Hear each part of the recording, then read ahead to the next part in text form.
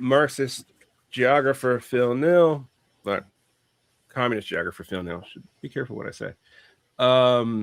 And we are talking about his massive tome, Hellworld, which I will start by saying is both incredibly literary for a theory book full of stuff on manufacturing and the structures of a factory, but is also, and you warn in the introduction to your book, painful to read. I will admit that I treated this book like I treated Finnegan's Wake, which is I just kind of rode with it and just dealt with the fact that I thought it was both immensely interesting and terribly unpleasant. But that's the point. And I know that's a weird sell for a book, but there you go. And I wanted to talk to you about this. This seems to be a culmination of a lot of different work I've seen from you over the years, including some of your stuff on organic, the organic capacity of capital. On you seem to be picking up on parts of Jacques Camote's domestication and rerouting thesis. I started counting the Bordigo references at one point. So I wanted to talk to you about this. In some ways, I feel like your book picks up a little bit where Erin Beignb's analysis of automation and work leaves off, but on a much larger scale. With what do you think is driving these new superstructures that emerge and this kind of interplanetary fragmenting and decayed factory that you're describing? Yeah. Well, let me show, first of all, I think a lot of people haven't seen a physical copy of the heft of it. And then also kind of reminding people this is like the weird library copies that Historical Materialism puts out first. And so I've had people, message me say, why does the book cost $200? It doesn't. It's just the retail version is not out yet. So that's just like something I like to kind of mention before for the audience, like looking for the book and then finding this weird library edition that costs it's listed for like $200 something, I think. You can order it through a library or find it through the usual avenues, but there will be a retail version out like later this year. But yeah, as to your question, this definitely follows from some of the stuff that Erin has written. I wrote an earlier piece that actually one of the chapters in here is somewhat modeled on it, called Broken Circle, and that was with ILWCH, International Labor and Working Class History, the journal, and that was in a special issue that was edited actually by Erin. And I wrote it at kind of his invitation. And it was an attempt to elaborate, a lot of like what these dynamics, he sort of talks about in the automation book, he talks about elsewhere, in other work, with this kind of process that he sort of refers to as output-led industrialization or something along those lines. And he documents it especially for the sequence of developmental booms in the higher income countries. And I am exploring, like in that piece called Broken Circle, I am exploring how that looks in the lower income countries and how it leads to this phenomenon called premature and de-industrialization. So there's a whole section of the book that elaborates on that in a little bit more detail. So it definitely engages with and draws from the work that Erin is doing. But at a more fundamental level, as with many of the things in the book, a lot of it draws from the just day-to-day experience and kind of like life history, within the working class, trying to find work, seeing work, dry up in these various sectors, kind of one after the other, and then getting a sense from that of how kind of the labor structure actually works in many of these cities. So I would say that maybe the most important, initiating point to asking some of these questions was actually working in the low-end service industry in a city, initially in right in downtown Seattle, as a food worker, and in the immediate kind of periphery. and from that, really observing how, like, this thing that academically is called the dual labor market, this bifurcation of service work into basically a majority of low-end services, people who are doing, they're taking out the trash, they're making the food, they're doing all those minor administrative tasks. They're, now a bunch of the gig labor stuff is a key part of that. And then a minority of high income services, right, that have traditionally been classed as like professional managerial work, right? And that, the interesting thing now, and one of the projects that I'm currently working on, people have seen a sample of it if they followed the Substack that I started, where I'm posting kind of advanced drafts of future things, is on the impact of basically machine learning technologies in essentially de-skilling another segment of this, professional managerial strata. And we see this with the rise of AI gig labor and stuff like that. But the basic idea is, this topic, I'm exploring it initially because of like those sort of experiences of seeing how labor actually gets, like how those kind of labor markets actually bifurcate, and living through that bifurcation of being, one of these people just kind of serving that bowl slop food that the tech workers like to eat. Serving that, I was, putting it in the bowl, making the salsa that you put on top of it, like that sort of thing, right? And then realizing like that this is part of a much larger and much more general trend, right? It's not really about that conservative myth that says, well, yeah, these liberals fucked it up in these coastal cities, right? Because it's these democratic mayors who fucked it up, right? Which isn't true, of course. Like, now I live in a red state and in a conservative city, and it's the same.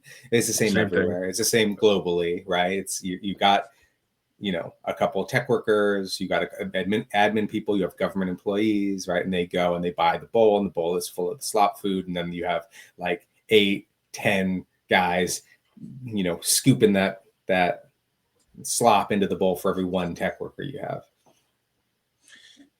And yeah, I mean, one of the things that I am seeing is this is penetrating even like government employment, which I've told people has been resistant to a lot of the things that you see in de-industrialization that my friends over at Jack have been refused to admit, which is, for example, that it's very hard to organize things that, even when they're not franchises, because no one's successfully organized those,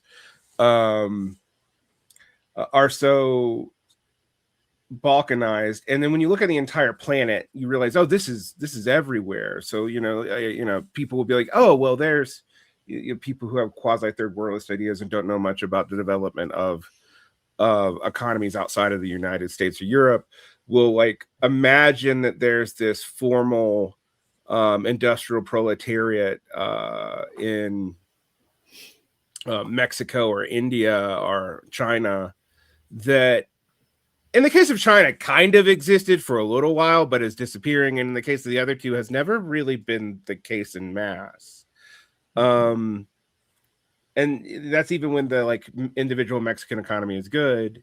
So you start wondering, oh, okay, well, what are you basing your dreams off of? Because it seems like a lot of these kind of what I would see is not even reformisms. I've talked about this a little bit. I was talking about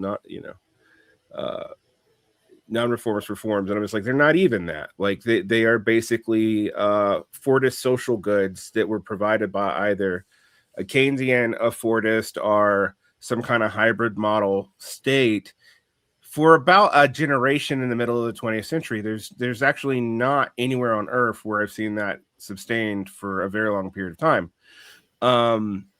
And it the first thing you see is, oh, well, that's happened in the US, but it's like your book documents, it's happening in East Africa, it's happening everywhere.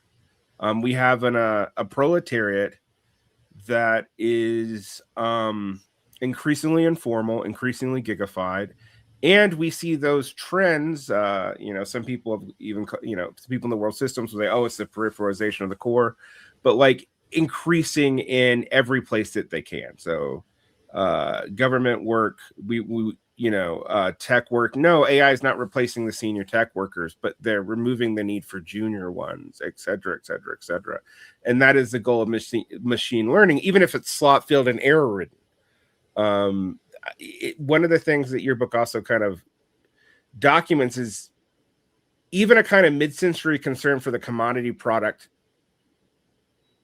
quality doesn't exist really anymore. So I felt like I was reading like 800 pages of proof of decadence theory.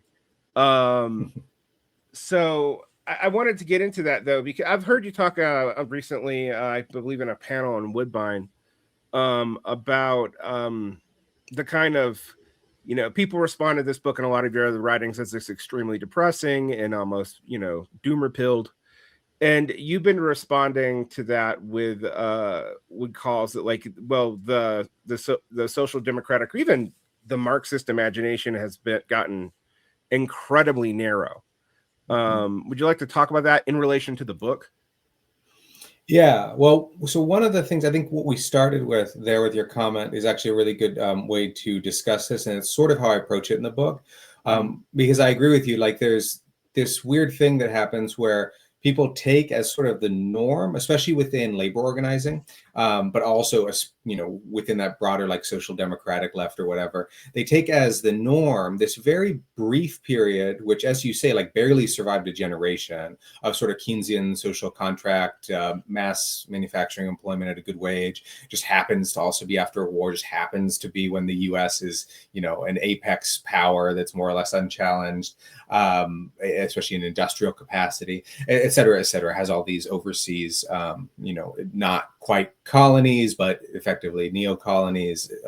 But the interesting thing that I point out in the book is that a lot of the conditions that then we are told are kind of new, right? Informalization, gig labor, the rapid application, like the decomposing of these kind of community structures.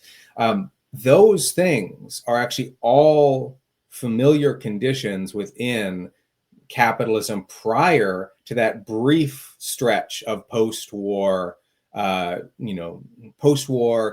liberalism with mass employment. And especially, and they're especially similar to that kind of like earlier period of like very early workers' movement organizing, which was prior to a lot of the conventional kind of Fordist structures of labor deployment, which really didn't take full form until like the 1920s. You had large levels of industrial employment and growing industrial employment right in the Gilded Age, but a lot of the forms of labor deployment and the forms of kind of concrete, like the ways that individual companies would be interacting with workers, right? Those are actually a lot more similar to what we have today than they were to what would be the classic working class movement of that like 1920s to 1960s sort of period, that barely a generation of like the classic workers movement. In fact, most of the workers movement was operating in conditions more similar to those today than in the past, with a few caveats. Also, when we look at the global picture, even in that classic workers movement era, like the 1950s, we actually see a completely different picture when we look at class activity in the global South, right? We see who's leading the charge of these general strikes that are taking place in Ghana, in Kenya, in all across the post-colonial Africa, right? And we see it's logistics workers, it's civil servants, right? It's all like teachers. It's these kind of classes that now everyone is saying, oh, these are the new leaders of working class militancy in the US or whatever. But they've always been actually like crucial sectors. Like ports were key areas of early working class militancy across colonial Africa and then post-colonial Africa, right? So these have always been kind of true. Now, what are the differences? The differences, the key difference, if I had to choose like one real one, right? I like to be very conservative in trying not to say everything is new and different and that we need a completely new kind of approach because of it. But there is one really important key difference, and that's the process of de-agrarianization or de-peasantization, right?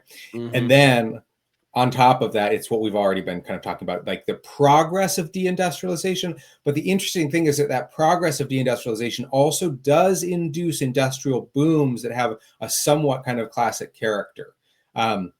And this is where you kind of gesture like, well, China maybe sort of had something like that.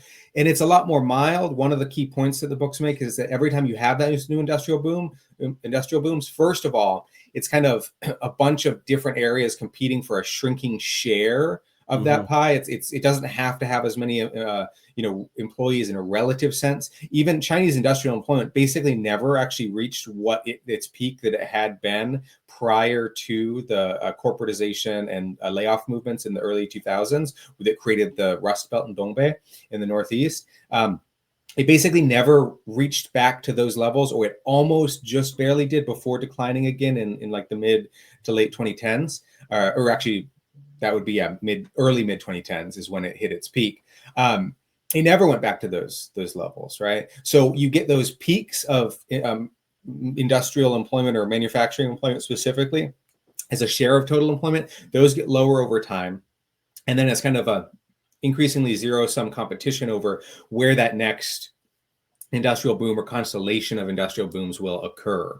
So even the places that maybe do get some of it, like we see Vietnam has it's ongoing now in Vietnam in a style that was similar to China, but again is more muted. They don't have as much labor to kind of offer. And then we see it kind of existing within this more complex constellation that's kind of emerging across South and Southeast Asia.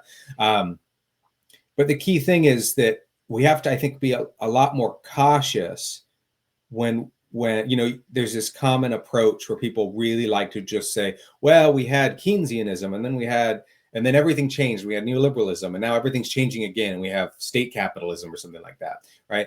There's a lot more continuity underneath this than people usually acknowledge. And then it also is something where that means that, even though there have been changes, we have to very carefully distinguish where those changes exist and where they might inveigh on like political strategy versus where what we're dealing with is just similar to other periods in history, right? So it's like, a lot of the approaches where you're going to go into a factory that like a factory and an industry that employs 30% of the population of a city, right? Those conditions don't exist anymore. But like anywhere. Anywhere, not in China, not anywhere, right? But they also didn't exist very long in the entire arc of capitalist history. Like that is not how cities worked prior to that brief period in which they did work like that for a while, from like 1920 to 1950, 60, whatever. When you go back farther, you see actually conditions that, again, are much more similar to ours, with that difference that I'm talking about with the peasantry and the kind of level at which deindustrialization or the technical complexity of production, like those sort of things are clearly secular trends. The other secular trend that I talk about toward the end of the book is that you do see this increasing involvement of basically social reproductive tasks become more and more essential, larger in scope and complexity, and that also entails larger state involvement in economic activity as a whole across the board. So you see like larger shares of government revenue and expenditure as a share of total like GDP. You see government employment, direct and indirect, growing. You see increasing dependence on government, not even intervention, but like think of like military industrial style like contracts, right, that pump up and basically support entire regions, right, in different countries. And the US is a great example of that. Like you have these areas that are sustained almost solely through military industrial contracts, right?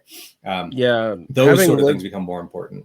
I grew up in a place that became one of the most urban blighted areas outside of Detroit in the aughts, because the military base was shrunk. It wasn't even closed, it was just shrunk.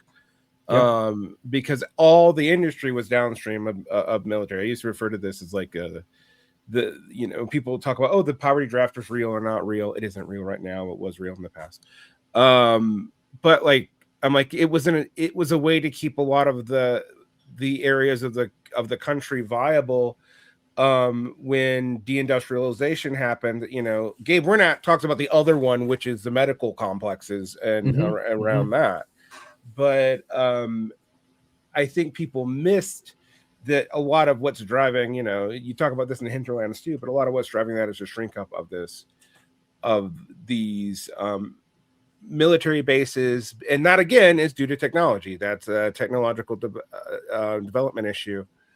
And people will then like extrapolate from that that's only happening in the United States because it's got the biggest war machine, and it's not. It's everywhere. It's not all. I mean, other states don't all do it through the military the way we have mostly done it. But it's very much the case, like even in say tech. I mean, to tie this into something that's going on right now, there's Trump pushing for a $1.5 trillion military budget, which to me even seems like it's a backdoor bailout for AI. Well, why is that? Because you increasingly look at these tech things, and they began by, how all your tech oligarchs became what they are is government contracts. Every single one of them. I can't find one of them that didn't. And so all that industry, even before AI, is tied into that. People are paying attention now because of the flashpoint of AI, because it's affecting professional workers and people who actually have some skills. Although as an educator, I can tell you, I don't know how long they will. And that follows models that you can see in the quote developing world. I really liked your point. I mean, your point about this, this is actually the more common stage of capital is interesting because it does tie into both conflicts in the Marxist International. If people look at like the Bernsteinian revision crisis, it was actually about this, that they never hit what they predicted they'd hit in terms of industrial proletariat. Former labor didn't work that way. And to agree with an essay that I have a lot of problems with, but otherwise, in Notes Volume 4, History of Separation, that if you looked at where the revolutions happened, they were largely led by the peasantry, kind of self-abolishing, kind of not, sometimes self-abolishing, sometimes being forced to abolish. But that's happened all around the world now. Again, like people tell me, I was talking to some Maoists about protracted people's war, and I'm like, what peasantry do you have for that? Like, it just doesn't exist. And what I find interesting about your book is it ties in some things that I've seen. I have seen some of this discussion about the norms of the working class in some Maoist literature. I have seen a lot of this discussed in communization literature, but it hasn't been tied together. So one of the things that you seem to draw into this theory, though, is this increasing dominance of the state is probably going to lead to more fragmented and violent states, and kind of the liberal norms that the West has been able to propagate.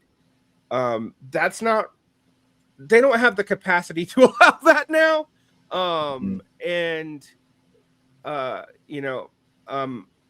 I was reading this book also, and this is my own unique obsession, in light of Joseph Tainter's work from like 40 years ago on the collapse of complex societies, and like thinking about what he says about attempts to simplify societies through increasing strongmen states and how they like usually completely and utterly fail, but also that we're seeing this kind of on a global scale. I mean, you kind of give a structural reason for Mike Davis's late observation that states were increasingly abandoning any kind of collective leadership.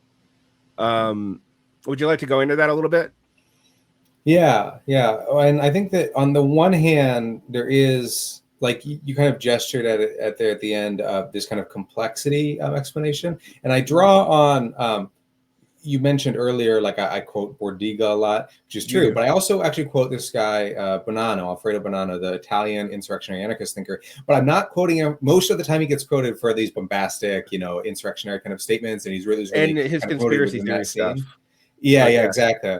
But but his really interesting stuff, in my opinion, is he wrote all this stuff on deindustrialization and on the social and kind of political strategic consequences of deindustrialization. And he talks about how society is increasingly becoming this thing where it's divided between this, like the inside of this Teutonic castle, where you have the people who know how production actually works, and then the people outside the castle who either don't have any access to it and don't engage with it at all, or to the extent they do, they're just kind of what he calls like pushing the buttons to make it operate, to make it run, right? They're running a machine, they're pushing a button that goes, makes the machine go, but they don't know how the machine works, right?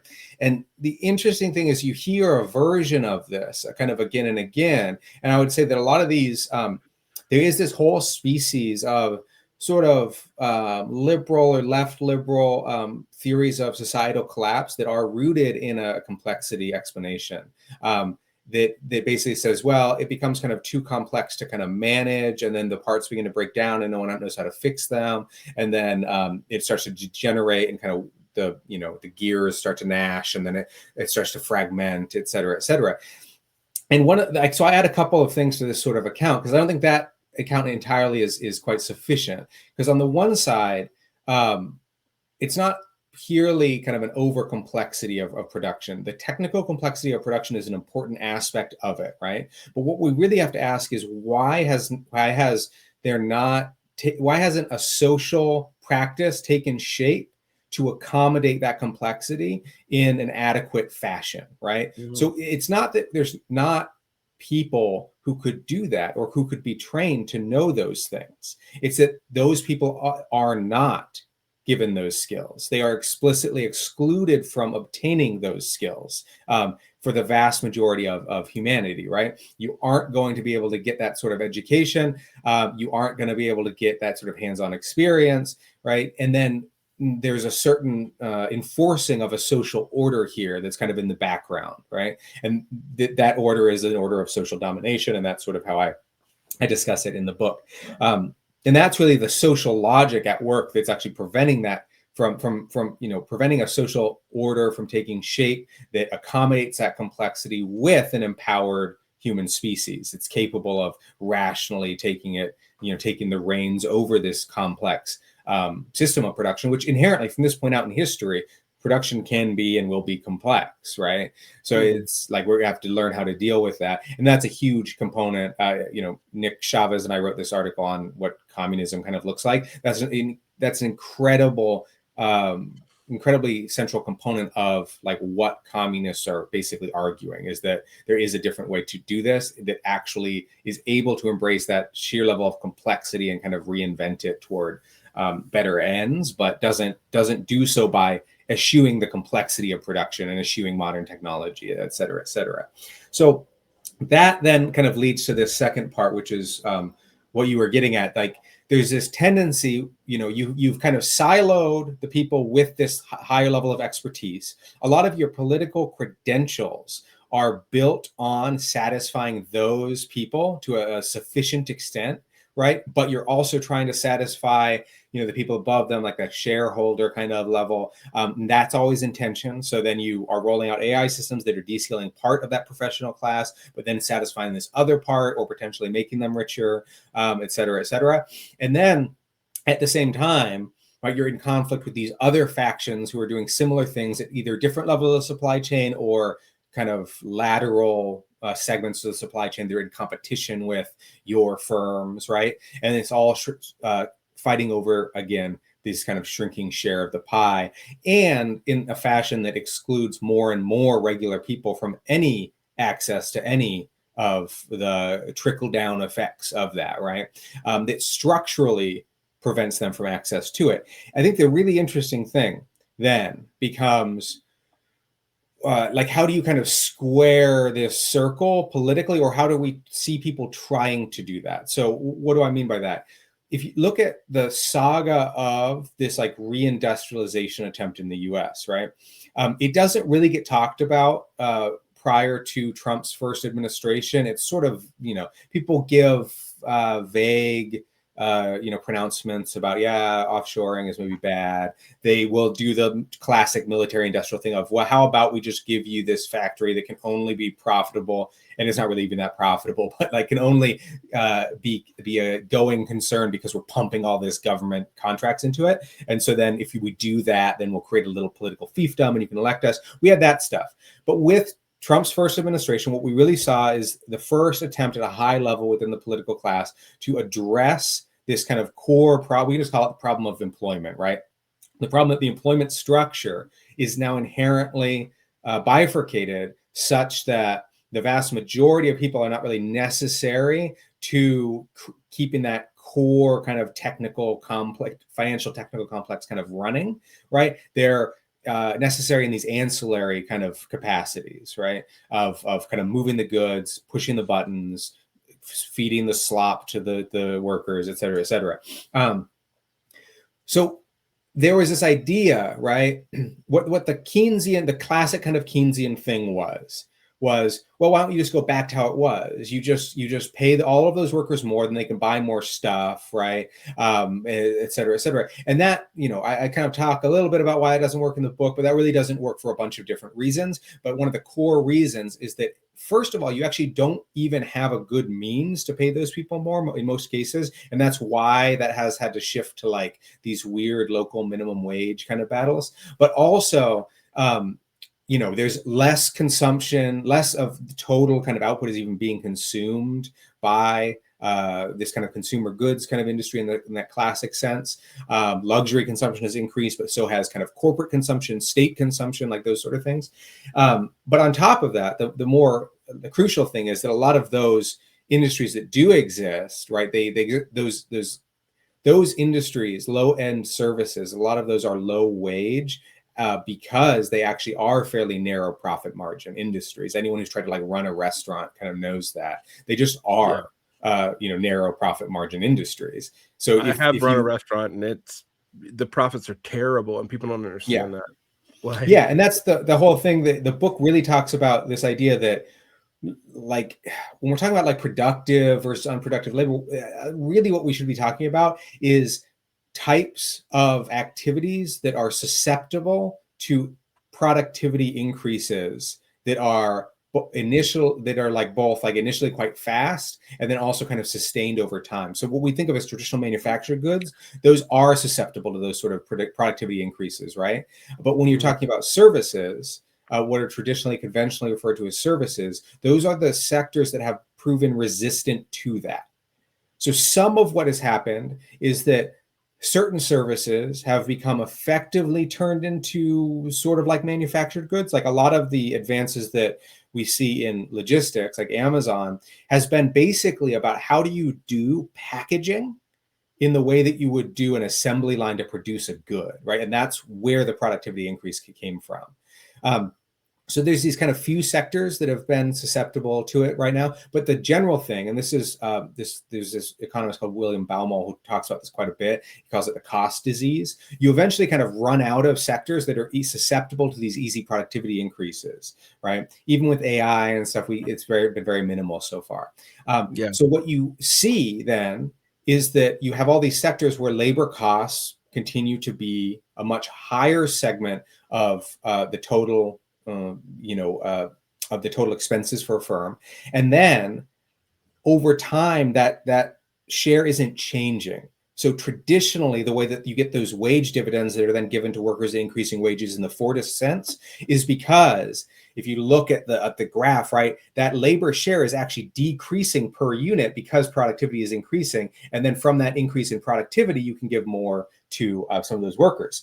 Now, people will also point to that graph that shows the divergence between wages and productivity in the US, right? But that graph is a lie. It's a very classic example of a statistical kind of bit of statistical malfeasance, because where are those productivity gains coming from for American firms, right? Well, a lot of it is because these firms are international affairs, right? These are global supply chains. So that productivity increase isn't localized in the US. The American workers have become, quote unquote, more productive, largely because a lot of those costs have been cut in going overseas, right? So it's not about the workers who have been producing that stuff being so much more productive in the US case. They haven't been. I mean, most of those factories were like closed down, right? But then Nike is hyper productive because it's basically doesn't own any of the factories, but it gets all the money, right? And so then that creates a huge productivity boom in the kind of statistical series that are used to create those charts. But what you don't have is that traditional kind of thing that people refer to when they talk about that traditional working class Keynesian compact, which is that localized production that is growing more productive, and then that dividend can be given in the form of increased kind of wages, at least for a while, and at least when it is subtended by cheap raw materials inputs from the third world, et cetera, right? Those conditions are the things that don't really exist today. There's certain places where they do for a while. You see rising wages in China, right? It's associated with mass mechanization of factories. It's associated with deindustrialization, but you do see those average kind of wage rates going up, but the skill level is going up too, as technicians rather than assembly workers. But you do see little, bursts of this where it's possible. And in China, it's part of what is funding the increase of, social services and state construction in general, I would say, like infrastructure, but also, building a social security system, building a unified national healthcare system, like those sort of things that are standard in Europe or whatever are kind of being rolled out. And they're using that productivity dividend to do it. But in the US, the puzzle, to get back to this thing that we started with, right, this puzzle of like reindustrialization, how would you do that? First, Trump actually initially accepts, right, that classic social democratic and Keynesian line of thought. He says, no, we do need to bring back mass employment industries. He tries to attract Foxconn to Wisconsin, and then it all falls apart because it's just, of course, it's not going to be profitable to employ 10,000 Americans making LCD screens at American wage rates with American costs. It just, of course, it isn't going to work, right? Those plans all fall through. Biden administration then begins to do this subtle pivot that I think a lot of people weren't really paying attention to, which is these reindustrialization efforts got geared toward things like data centers and battery plants, which are extremely low in terms of the total numbers of employees that they need, but they create this huge boom in construction jobs, in temporary jobs affiliated with them. And then there's this kind of side sector where he's like, oh, well, we can have an American EV industry. And then it says, well, like these plants employ 3,000 workers or whatever, which is maybe true on paper, right? But that's A, globally a very low number. But then B, it's also actually less. It's fewer employees than are employed in combustion engine vehicle plants, right? That's the key thing about the EV supply chain. It's a further mechanization of the production of vehicles, right? So you start to see that pivot.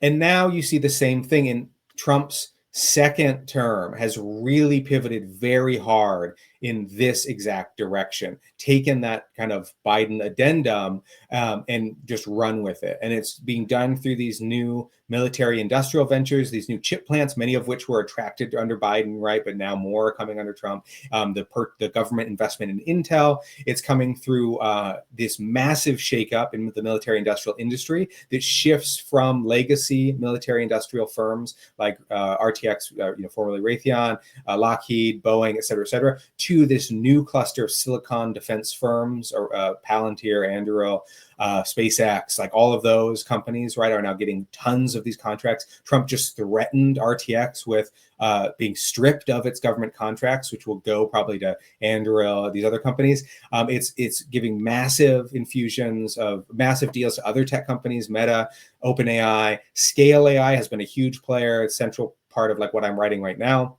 But also these other firms that people don't really know about, this company called Hadrian, which is basically like they buy robotic arms from China. They design AI software to kind of run them. They're these high mix, low volume production, which is very good for military industrial use, right? And they employ maybe like 100 people at like a factory like this. The biggest of any of these plants, so like the biggest SpaceX facility employs like 3,400, I think. Anduril's new Arsenal plant in Ohio, which is going to be all government contract dependent, right? That's probably the biggest, I think around 4,000 workers, which is about like a single auto plant of the last generation. So these are not big numbers, right? Compare that to Foxconn City in Shenzhen, which at its peak had 300,000 workers. Zhengzhou Foxconn has, I think, about 200,000 or something like that, right? So these are small potatoes numbers for employment. And so that's the key thing, right? Is that we've got the reindustrialization engine going, right? But in order to do it, we sacrificed the employment part, which was the entire argument of why you would do it from this kind of classic Keynesian standpoint. And so, and no politician has really even attempted to explain how you might accommodate a situation like that. Like, how would you get then that dividend of increasing global productivity, the whatever imperial rents, if you want to call them that, of these U.S. firms over the world? How would you then take that out of the hands of the shareholders, right, and distribute them generally across the American populace, right, through some sort of UBI or, you know, something like no one's even talking about that stuff anymore. No. I mean, most of the UBI schemes are basically based on the idea of a vulgar form of modern monetary theory where you just print money. Yeah. And hope inflation doesn't happen. You know, that's I mean, you know, I mean, that's what I've seen on offer. I mean, one of the things that I talked about was like a lot. I was like, oh, you know, when you see these people propose this one, you know, yeah, I agree with you that the focus as a, you know, you had an area of tech finally focused, not tech, area of the government finally focused on this explicitly, and Trump won. Although, if you look at actual developmental trends, this goes to the end of the Bush administration and definitely to the Obama administration. You had the reshoring of a lot of American manufacturing industries with no real employment boom at all. Like, that's actually a story that's like, I think now 2 decades old, 2.5 decades old, roughly. You know, and your book goes into that, but it was not acknowledged anywhere really. And the other thing is that, you know, the stats back up your story. If you look right now, manufacturing jobs are declining still, and manufacturing throughput is declining still. So neither the export stuff that Trump focused on, even the beginning of this administration, nor the jobs have come. And what you increasingly see is, I mean, basically he you know, he can keep 20 or 30% of the population somewhat engaged by just outright lying. You know, proposing affordability things or stimulus checks or whatever that never will come through. And I think we're going to see a lot more of that. I don't just mean from Trump or this administration. I think in general, you're seeing people make promises that can't be delivered on at all. And there's not really a dealing with or accounting for why they can't be delivered on. Another thing I'd like to talk about is like, your book explains something that I've been trying to get people to understand for a while, which is, yes, Virginia, there is a tendency of the rate of profits to fall. You're confusing profits and revenues because of these downstream brief booms in construction and stuff in response to something, leading to a very temporary economic shock, which you can't do forever. I mean, you know, and if you look at people trying to extract stuff from like Chinese developmental policy, they'll talk about all those, you know, ghost cities not being that big of a problem ultimately, even though they created a lot of excess capacity.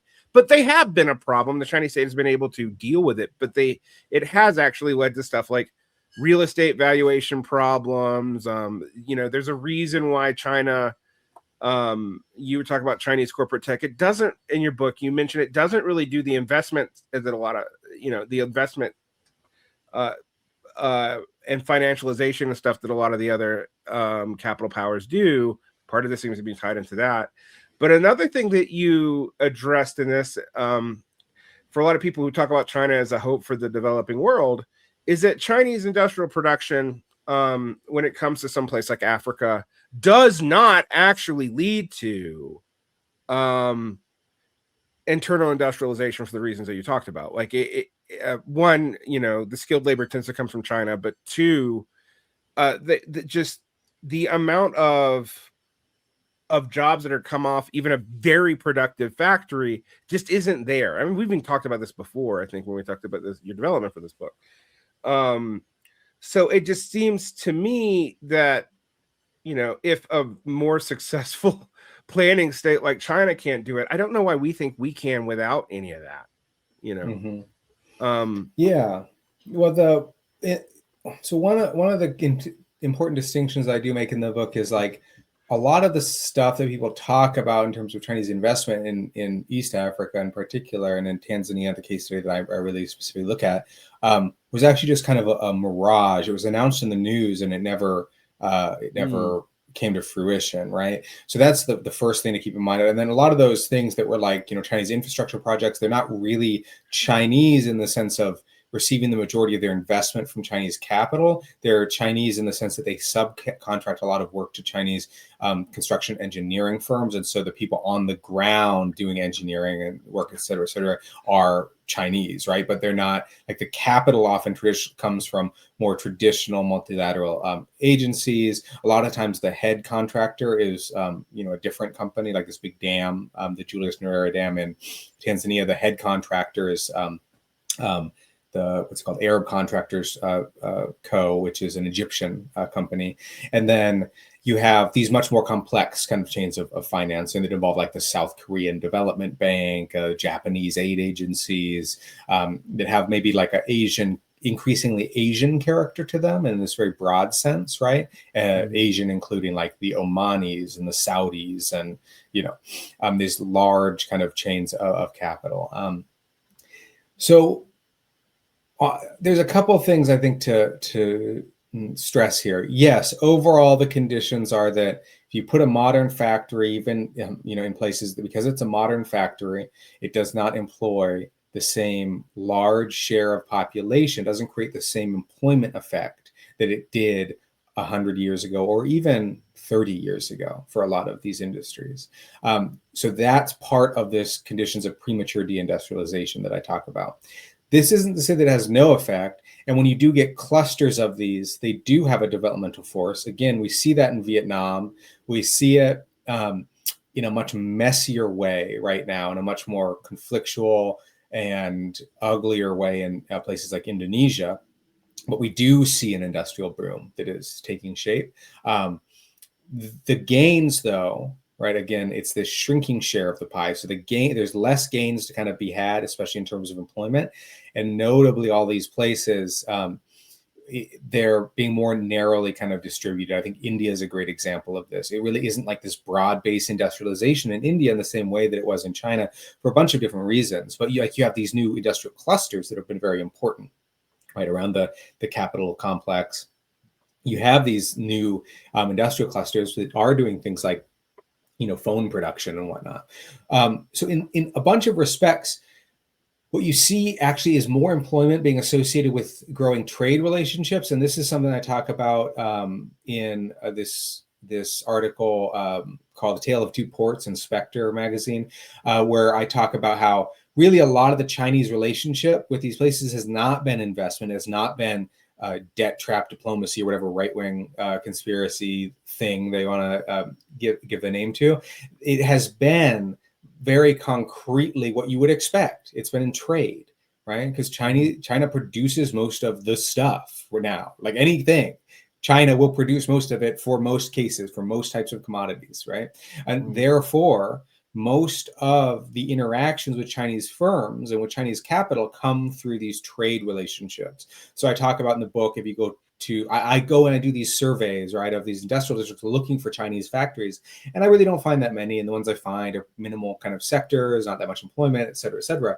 But where do I find a bunch of Chinese influence? Well, it's in these markets like Kariako and downtown Dar es Salaam, where there's all these African traders who go to China and buy a bunch of stuff and then come back and sell stuff. And then the Chinese started to open more routes to like wholesaling within Tanzania, right? They've opened these like little warehouses that they'll fill with stuff so people don't have to go all the way to China. They can go to the warehouse and get stuff. And they've started e-commerce kind of links. Those sort of things, I think, are where you are going to see a lot more cultivation of local clusters of capital in the trading sectors. In Tanzania, this was huge, actually, because this was a route for, in Tanzania, there had been this traditional divide between basically the old Asian population, which referred to mostly people of like Indian and Arab ancestry, but mostly Indian, and the local quote unquote African population. Now, both at this point were citizens of Tanzania, both were African, right? But this is how the terminology came from the British colonial regime, right? And the African traders were not doing the international trade for the most part. But then the intervention of Chinese trade has allowed way more African traders to get involved much more directly in international trade, and has challenged that position that was traditionally dominated by what had been the colonial commercial class. Which was, South Asian and Arab predominantly. And so those are huge changes, right? And those are changes that do create clusters of trading capital.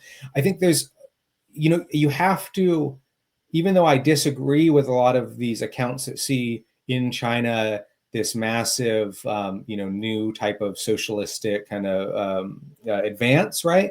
And I argue very systematically and very intentionally and repeatedly, this is traditional liberalism in every respect. Right. And we've seen developmental booms like this before. It follows the same pattern, including people from the old cores calling it non-capitalist because it's a challenger, calling it state capitalist, state socialist, something like that.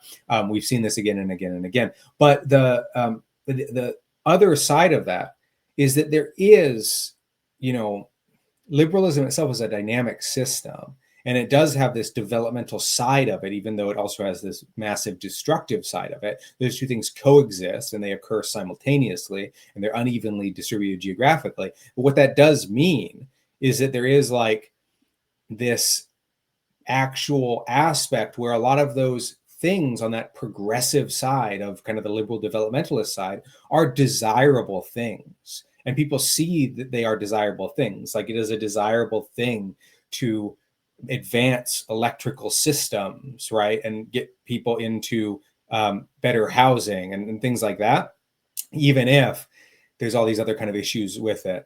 I will say that the ghost cities thing is actually very over exaggerated in terms of like the actually being ghost cities. It's right. Not over exaggerated in the sense of being over capacity and over invested. And now that's being felt in real estate prices, but there were not vast ghost cities that were not occupied. Like they got occupied, over time. Right. And that a lot of that capacity was necessary. And it has led to a situation where a lot more people are housed, right, in much better facilities than they were in the past. Like those elimination of extreme poverty stuff in China, that's all legitimate. That's real. That happened. Yeah. And it's very admirable in a certain level where you kind of have to give it to them. Like, oh yeah, that is the biggest elimination of extreme poverty at scale, probably since it was done at a similar scale for its historical context in America, right? It probably is. It's similar to what happened in Japan, South Korea, etc. But those were all kind of smaller cases. This is very large. It's very substantial. It probably has not been done, since that kind of classic boom that began with the American Gilded Age and it kind of ended in the 60s or wherever you want to put it. And that's what people see. That's why people look at it and say, okay, China can serve this kind of progressive force. The irony is that when you look at Chinese economists, they're actually much more conservative in those statements. They say, don't take us as a model. You have your own unique conditions. They say, well, we have to protect the interests of Chinese firms. Like if it is profitable, we will do this. They're much more restrained, I think, than the people who are China supporters from a distance. If you actually read Chinese economists talking about it, if you read Chinese political theorists, if you read the theorists of socialism with Chinese characteristics, a lot of them are actually making much more restrained statements.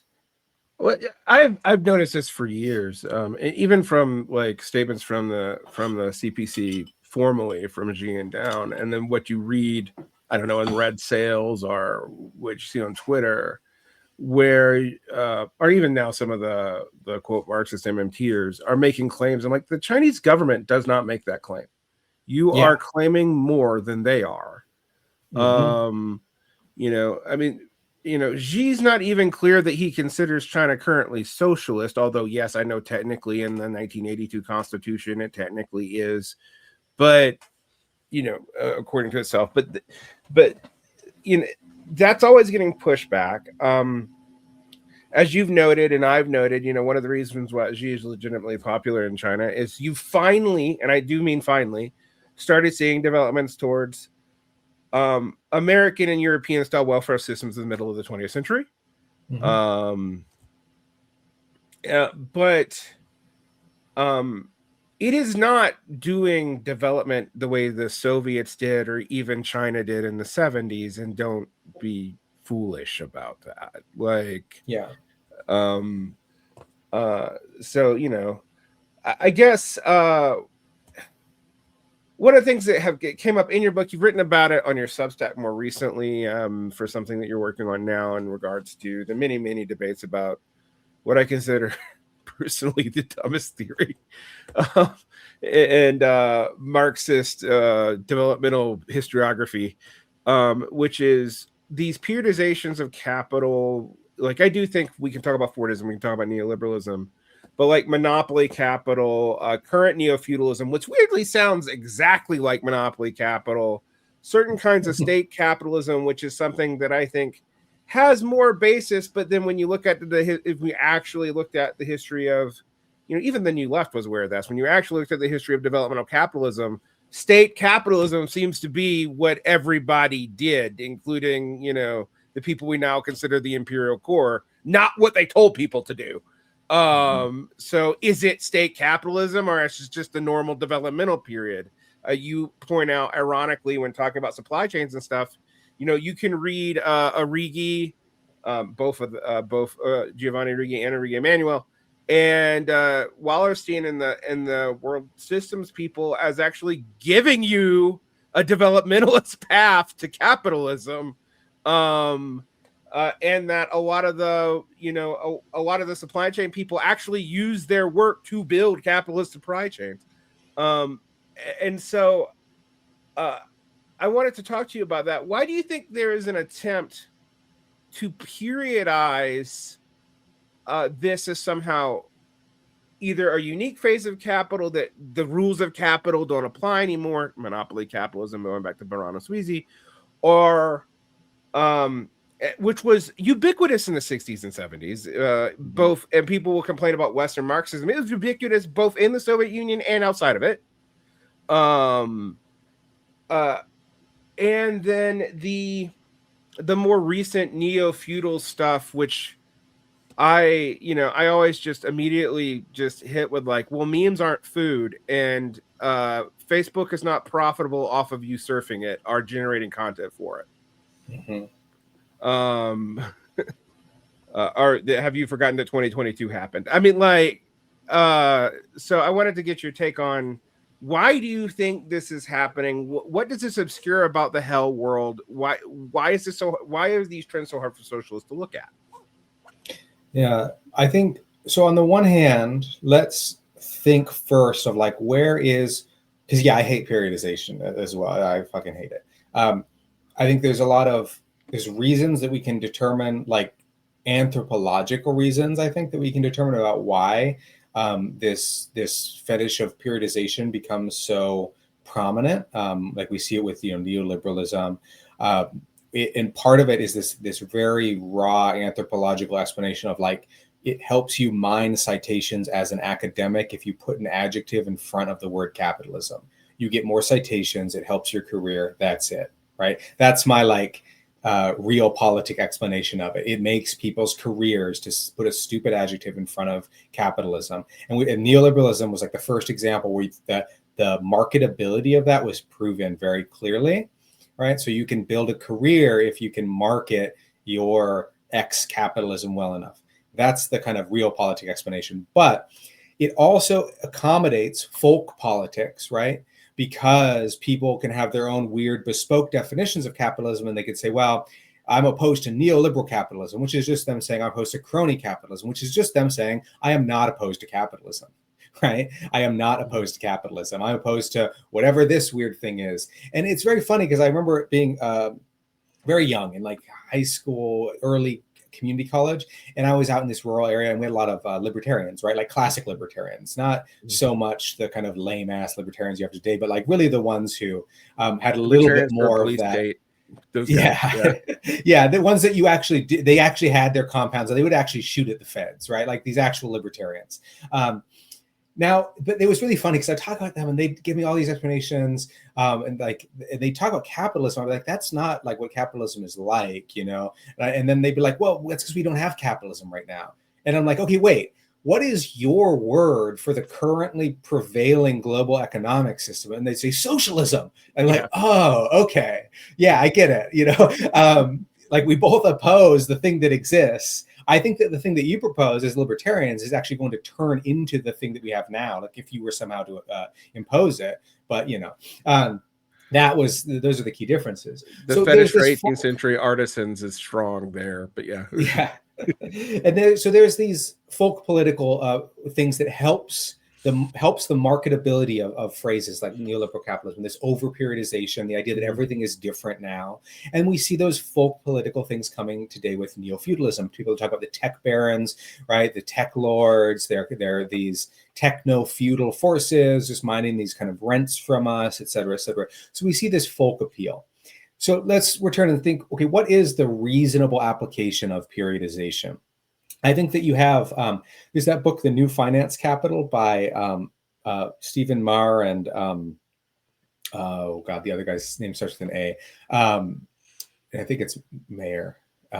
Anyways, it's called The New Finance Capital. And they do something like this. They have a periodization in it.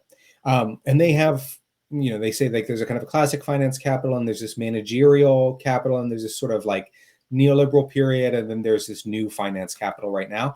But their periodization, I think, is very sober and is a very limited case where it actually is, it makes a lot of sense, because what are they saying? They're very explicit. They're saying we are talking about these specific patterns of organization that you see within high-level financial structures of the American kind of national fraction of capital linked to the American state.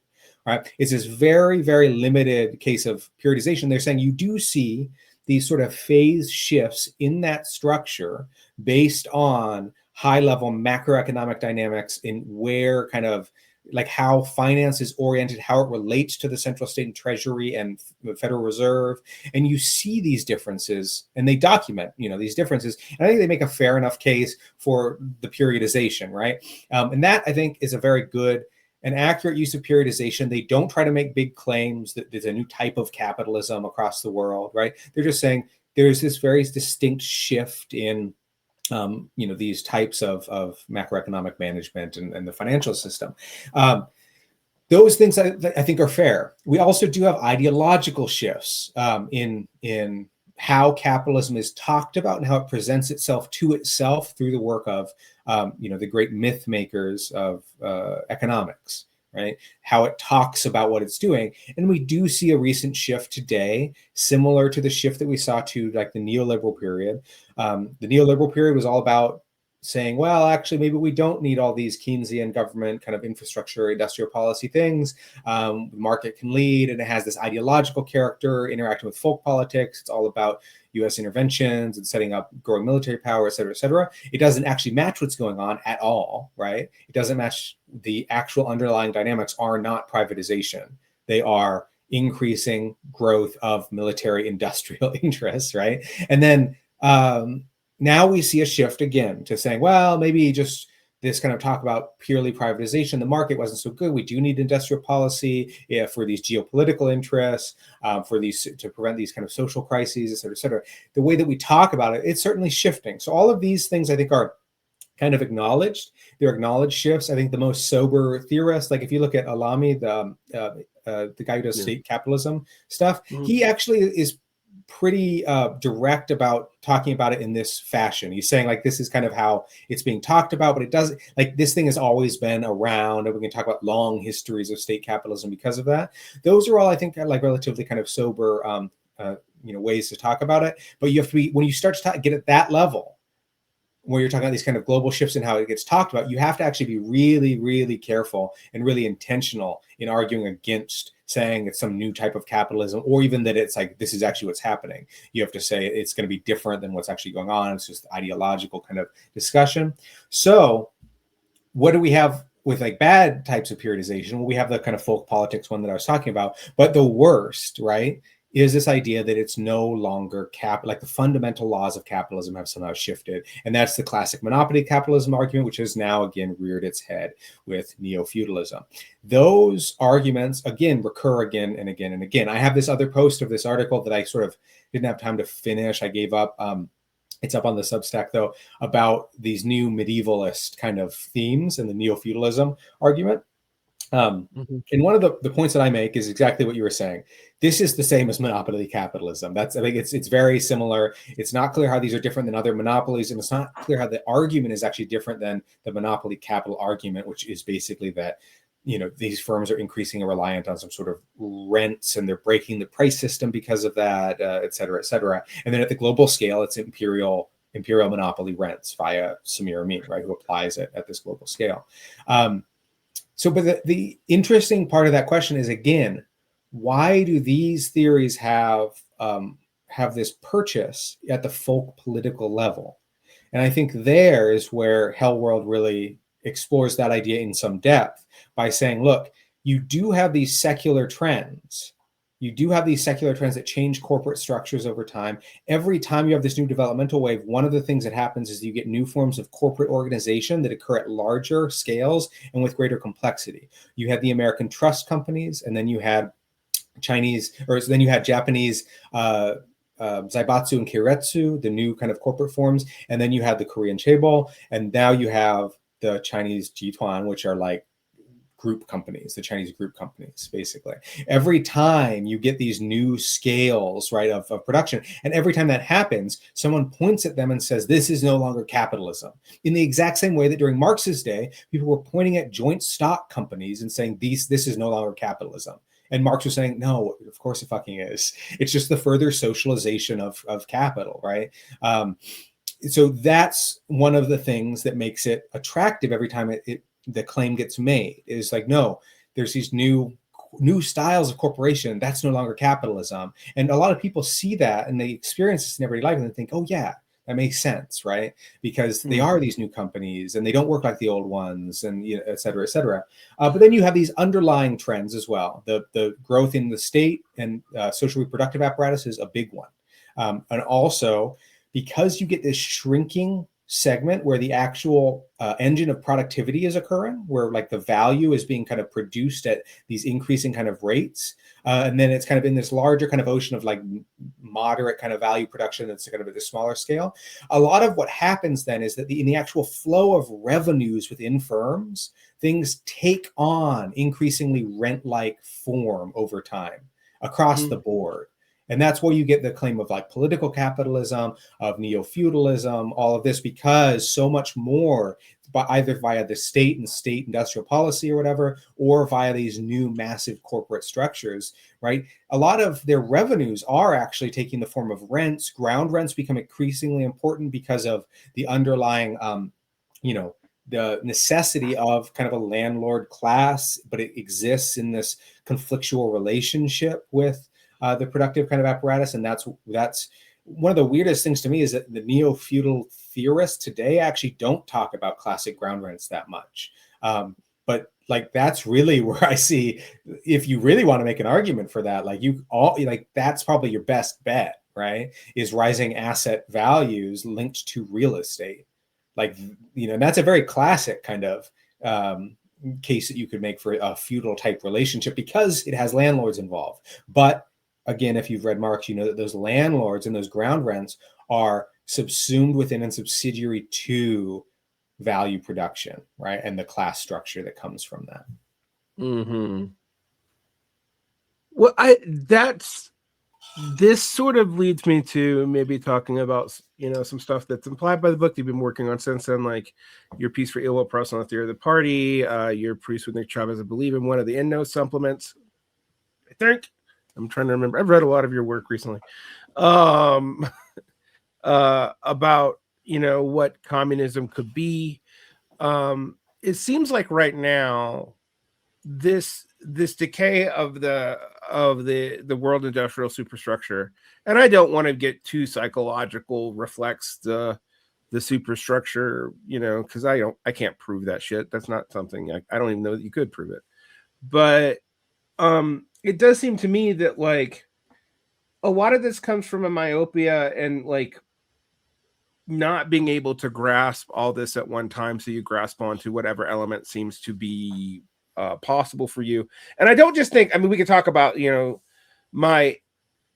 I'm a labor rep in the teachers unions. I've now worked with unions. I've helped shops unionize, but I've been talking about people like quit lying to people that us unionizing a Starbucks are even the UAW growing because of teaching assistants in universities who don't stay in the union because they're not teaching assistants for more than 5 years. Is this anywhere remotely like a return of the labor movement? If there's a labor movement in the United States, it's actually, frankly, mostly outside of the unions. It would have to be. And it does not look anything like the classical labor movement, even pre-unions. And that's one of my major frustrations, because I'm just like, you keep on telling people that like there's this boom, but there's no increase in union density. In fact, every year I look, it's worse. The new unions, all the growth is in new unions, and they're small, are in unions that are going into sectors that are not what they traditionally organize, not even downstream. Like I've talked about this, like the UAW is not trying to organize franchise shops and whatnot downstream of its own production cycle. It's going, unionizing TAs, which is also, by the way, another failing industry that's going to be shrinking. So it's this element of it super frustrates me. But I also have this when we talk about like modern theories of third worldism, are when people start doing the most vulgar forms of anti-imperialism and just like take state statements by, I don't know, Russia or China completely at face value and yell at you and call you an imperialist slopdog, or say that you're secretly supporting the United States, when you're like, that's just not that's not what you're arguing for, is not possible. It's only possible in the short term. You're taking immediate quick development as some kind of new developmental model, and you refuse to look at, I've actually for years come to similar places here. I did not work it out to the painful minutia you did, but that like so much of what we call new development stuff is like they're just doing what we did in the early 20th century. It's like transparent, even down to social norms, like and whatnot. So and it seems to me like your argument and my argument is like, yeah, you might see some growth in China. Yeah, we're going to see some reduction in poverty. No, we're not primitivists. I don't think anyone thinks we're going to go back to the woods. I'm not even totally sure I'm a degrowther, because when I read what people mean by that, I'm like, well, that's not particularly useful. But I am sort of just like, I don't think this is maintainable. I mean, Wallerstein, for example, but towards the end of his life, used to say that, if you get India and China trying to live at an American standard, it would ameliorate the world very quickly. Which I think people don't like hearing. I mean, people, we always hear stuff about, well, there's plenty of space on the earth for everyone to live a comfortable life. And I'm like, yeah, that's actually somewhat true, but not a middle class life the way we understood it in the late 20th century in Europe or America. No, there isn't. So, I mean, what do you make about that? Do you think some of the socialist shrinking of horizons is like, you can't look like it the kind of imagination you'd have to look at this and go, okay, what is communism going to be now? Not what did we say it was in the middle of the 20th century? How can we quit making concessions to necessity to the point that we are basically lying to ourselves? Or, maybe we do have to take a black pill to get to, to paraphrase Benjamin Studebaker from a completely different context. You have to like give up on hope to find any. I mean, what do you make of that? Yeah, I mean, part of it is basically, I think people need to stop looking for those kind of, looking for these kind of hopeful examples of communism in either like these kind of small scale, kind of localist, everyday utopia type things, or in this very kind of distant example of just classic, developmentalism, and begin to really critically appraise the material limits of what would be faced in a revolutionary process, and then also like what basically start to actually think about production, right, as a political problem, and not as this neutral kind of technical apparatus, right, and not as something just to be completely eschewed entirely in favor of returning to artisanal kind of standards or whatever.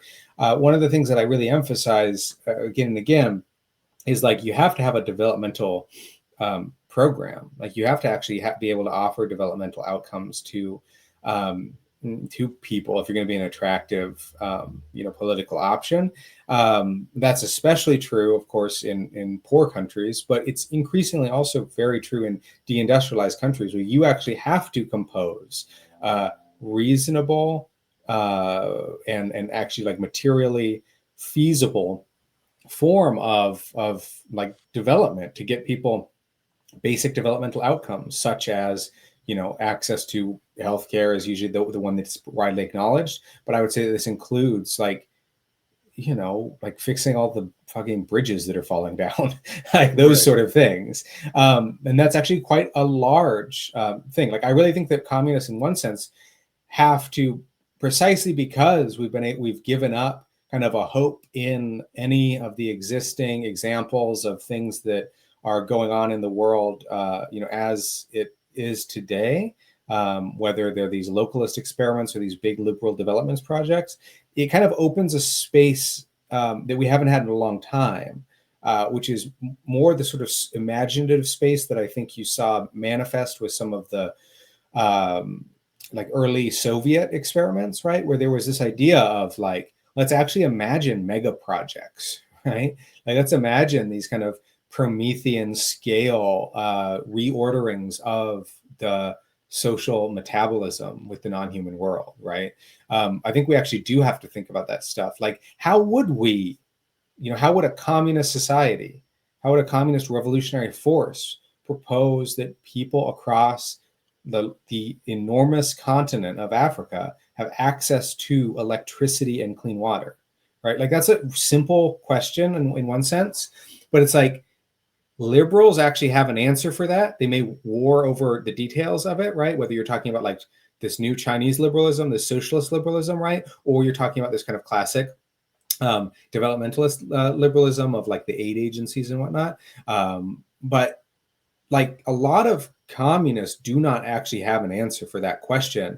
And if they do, if they think that they do, they are actually proposing one of those liberal options. They're proposing, well, you have an export zone and then you use the money from the export zone to fund the development, and then you keep control of your financial system and you kind of do what China did, right?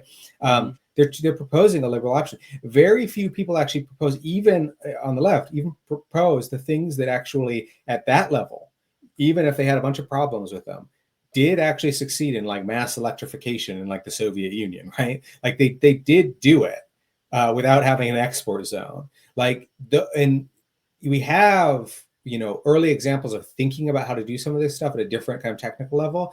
But I think one of the things that we don't do anymore is have this kind of burst of imagination of like, how actually would we do this in a politically adequate fashion if we were to be in a situation where you could, right?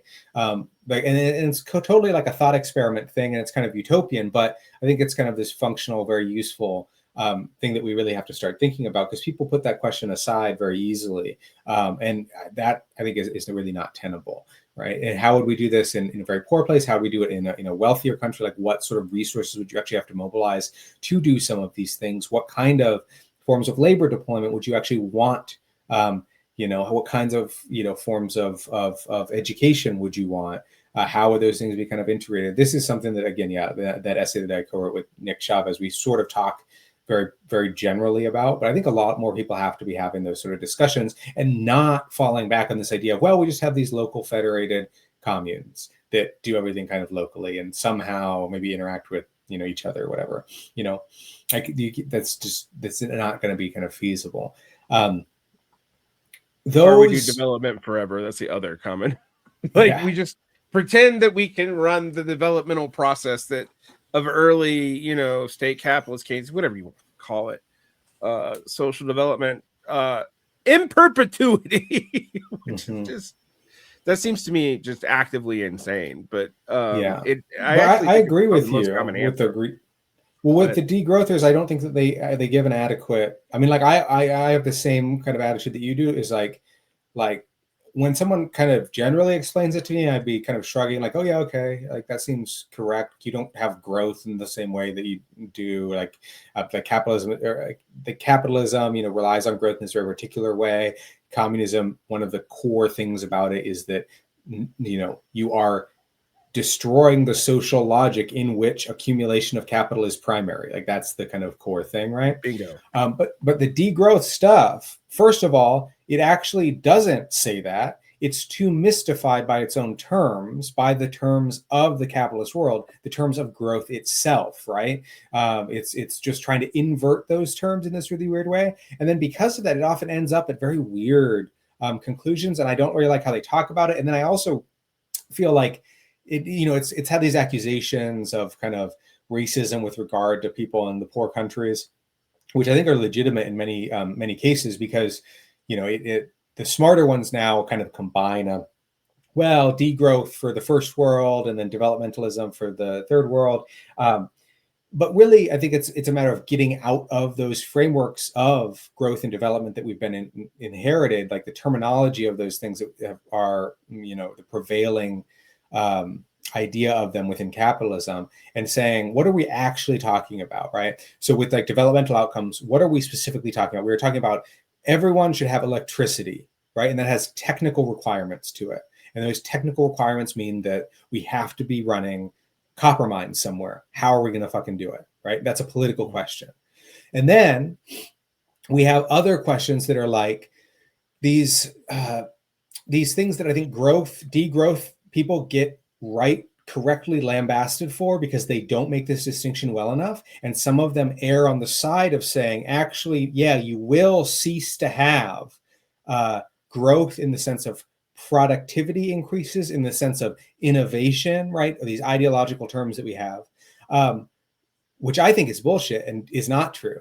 We will continue to have growth in the sense of productivity increases, in the sense of innovation, in the sense of advances in fundamental sciences and in our productive process that allows us to produce more for less, and in fact may consume more raw energy produced in a better fashion. And there will be also these sort of productivity increases in the energy industry itself, right? So I don't think that on the one hand, you're going to have a halt in growth in the sense of like productivity increases, and you don't want it, right? It might slow, it's not going to take the same form or whatever. But in fact, the people who think that accept too much of the capitalist propaganda about these productivity increases, saying that, well, scientific innovation and invention, it requires economic growth, i.e. capital accumulation. So if accumulation stops, then you no longer have scientific advance. You no longer have new technologies. That is bullshit.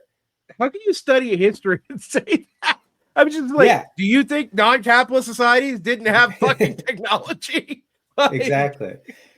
But a lot of times you read this stuff and you think that actually is kind of close to what they're arguing. They say, well, we have to really rein it back. I'm saying like, no.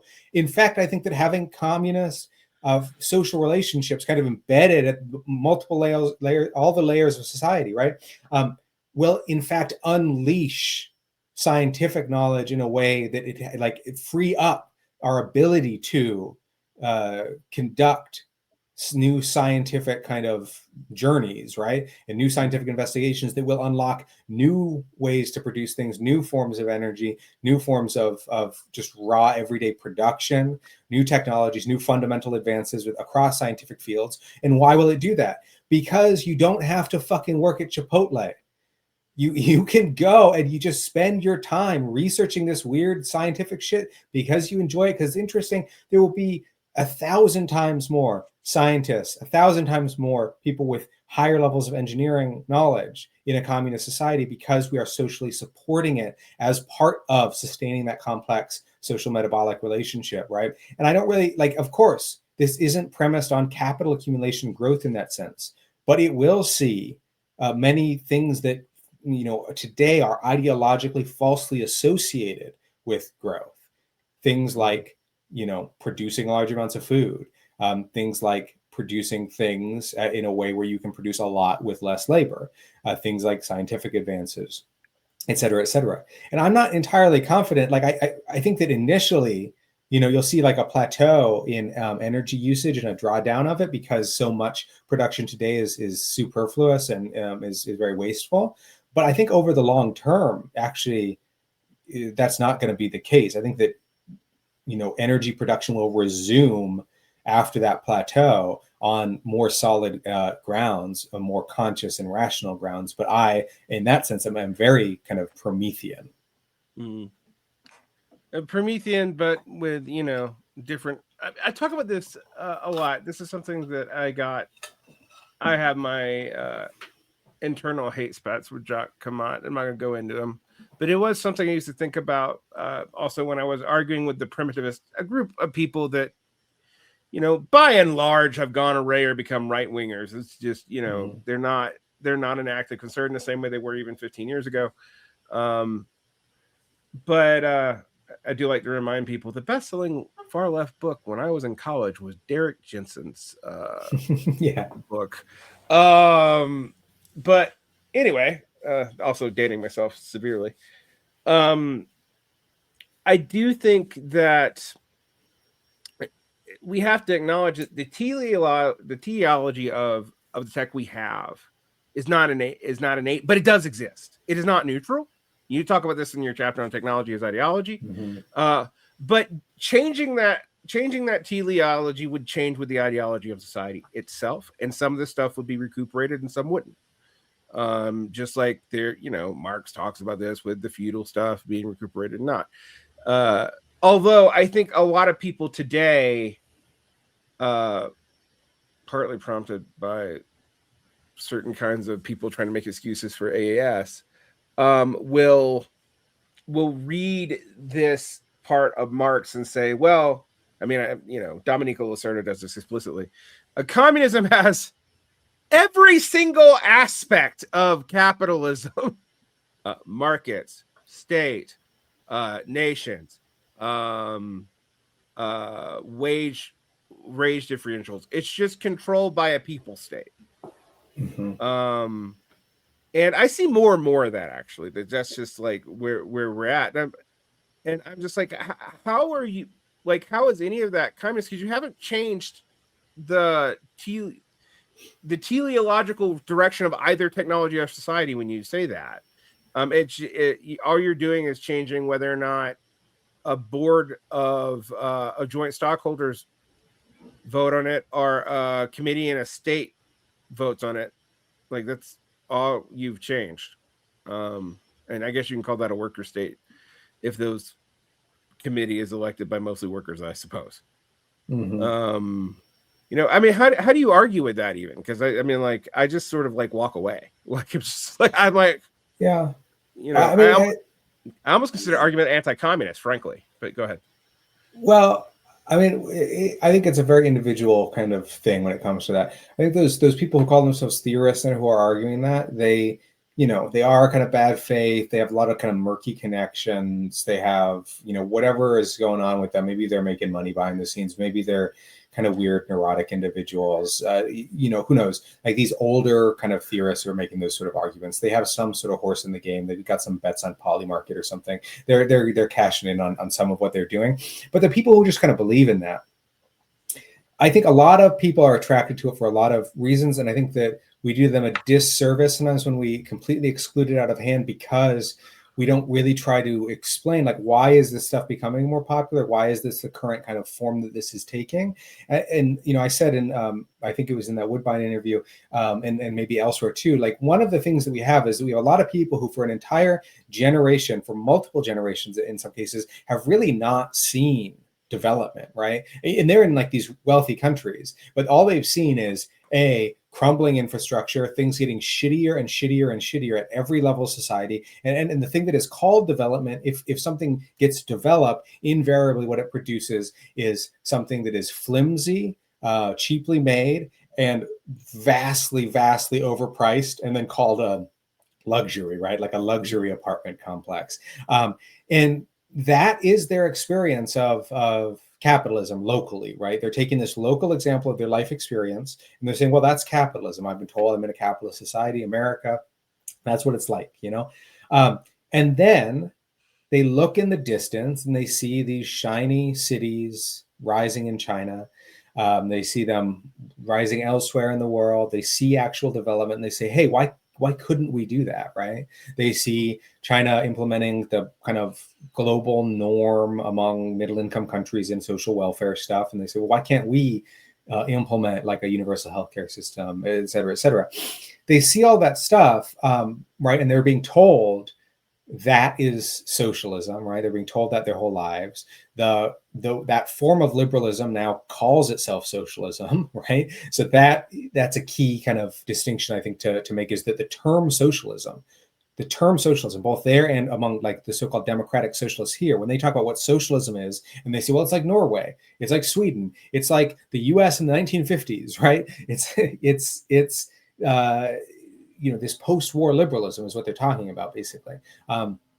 When that has become socialism in their mind, and they see, well, there are these developmental outcomes. Why can't we have that? Why can't we have that nice stuff? And then some of them will go to places like that. And, at that surface level, I think it's shocking for a lot of people. I think it's really shocking because they'll go to like a real city, right?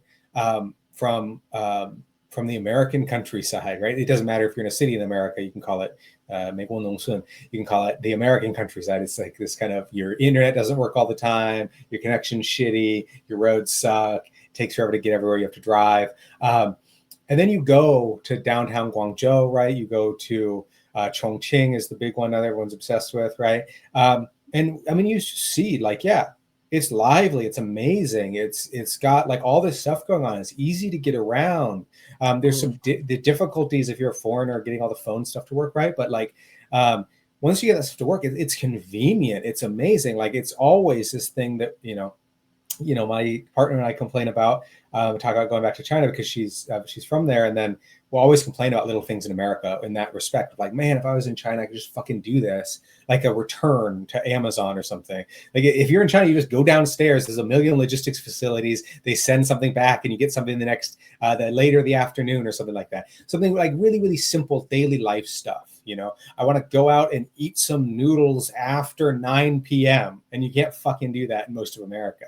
You can't get anything. Yeah. Like it's all of this stuff, this really basic stuff. People will go and they'll be shocked by this. They'll be shocked by people being outside and looking happy and having like a nice walk, right? And grandmas working out in the park. Like just this kind of basic human stuff. You can see it if you go to other, places in Europe or wherever, but people will kind of do that. And then you'll have these people, and it's not just a left-wing thing. I remember this TikTok of this woman who went to, she was in Kuala Lumpur, like she goes to Malaysia, right? And then has this TikTok of just like the airport and just like roads and skyscrapers and stuff. And it's like a upper middle income country, right? It's one of the most developed economies in Southeast Asia, short of Singapore, right? And then she's like, her TikTok is all about like, why did they lie to us about what third world countries are like? And it's laughable because you're like, okay, no one would fucking call Malaysia a third world country since like 1965, like it's just not like, it's not in that kind of orbit. But actually for a lot of people, and this is, Trump's been talking about this, we're going to ban all immigrants from third world countries. And he's talking just about brown people, right? But like, that's the kind of logic at work here for a lot of these people, I think, is that they really don't know what the world looks like. They don't know what capitalist development looks like because they never experienced it. They haven't traveled much. When they do, they're absolutely shocked by the things that places that have had growth booms have been able to achieve and develop, which are just conventional developmental outcomes, but in the contemporary era. And then they can go and they can see like, look, all these technical advances, all these kind of social services, these nice sort of things. And for them, it doesn't add up that stuff actually coexists with and requires all the other bad stuff that they're complaining about. Those are part of the same system, right?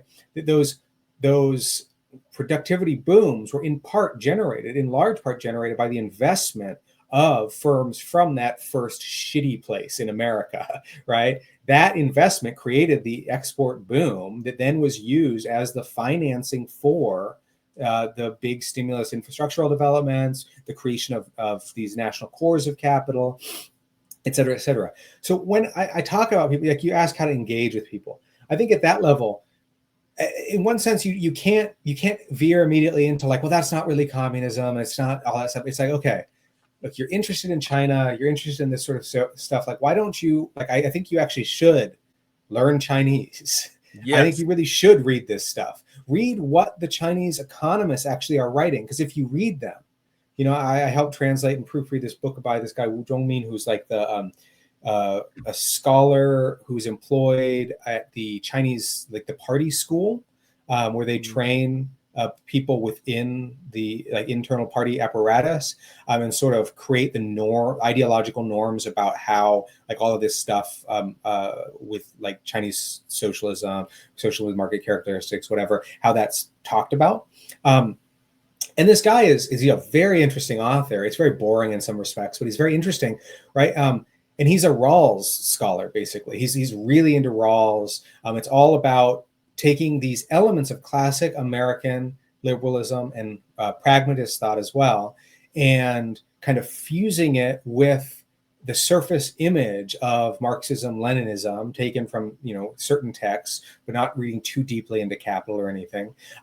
And using it to create this new language of socialist liberalism, which I think will become the dominant language of liberalism over the course of the next century, personally, because you kind of have to talk about it in that way, because the state has to be more involved. You have to have some solution for some of these social welfare issues.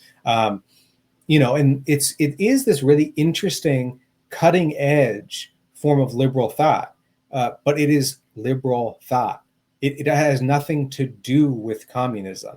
It is not the same project as the communist project, because it is premised on retaining the fundamental social logic of capitalist production, which means retaining the fundamental forms of social domination inherent to capitalist production, regardless of, you know, whether you have some social welfare programs on top of that, as capitalism always has had. So that, I think, is kind of the key thing, is engaging in a way that encourages people just to read more, but then you have to, I think, accept at a certain level that there's going to be a lot of people who will become liberals ultimately. You know, they are not going to be interested in the communist partisan project, even though it seems on the surface level like maybe they are, because they're talking about socialism, they're complaining about the current world, right? But that doesn't necessarily mean that they're, you know, they are in line with kind of actually wanting to change that world. They want to maybe get marginal improvements in the same way that, you know, you would be around progressive Democrats or whatever who would argue the same thing, but you wouldn't really think that they, you know, are advocating for the same type of world that you are. So I think that's an important distinction to make, is just like separating out these things and figuring out where that space for those discussions are, but also not being like kind of weirdly hostile to like children on the internet, which I think a lot of like left communist types will tend to do. They just immediately be super hostile to these kids who've just been radicalized. They don't know what the fuck's going on. They kind of vaguely accept all this terminology that they've been sort of fed their whole life, and that's how they're articulating politics, and they are searching for something better. And a lot of those people now are a little bit older, and I've seen this progress that many have made where they're like, yeah, I did, I went through and I joined the PSL or the CPSA or whatever, and then they get disenchanted with that, and they realize, actually, this doesn't make a lot of sense. There's a lot of holes in this theory. This really sounds like liberalism. And then they, you know, or they go somewhere and they actually engage with people in other countries, and they're like made fun of, right, by these other people for thinking this. Like, that's a huge one. There's people who would go and talk to comrades in China and be like, but you all are so lucky in China that you have, you know, this like people's state and stuff. And then just like people just looking at them like, what the fuck? Like, why do you think that we're doing this underground right now and no one used their real name? Like, you know, that sort of thing. I think those experiences are really what converts people.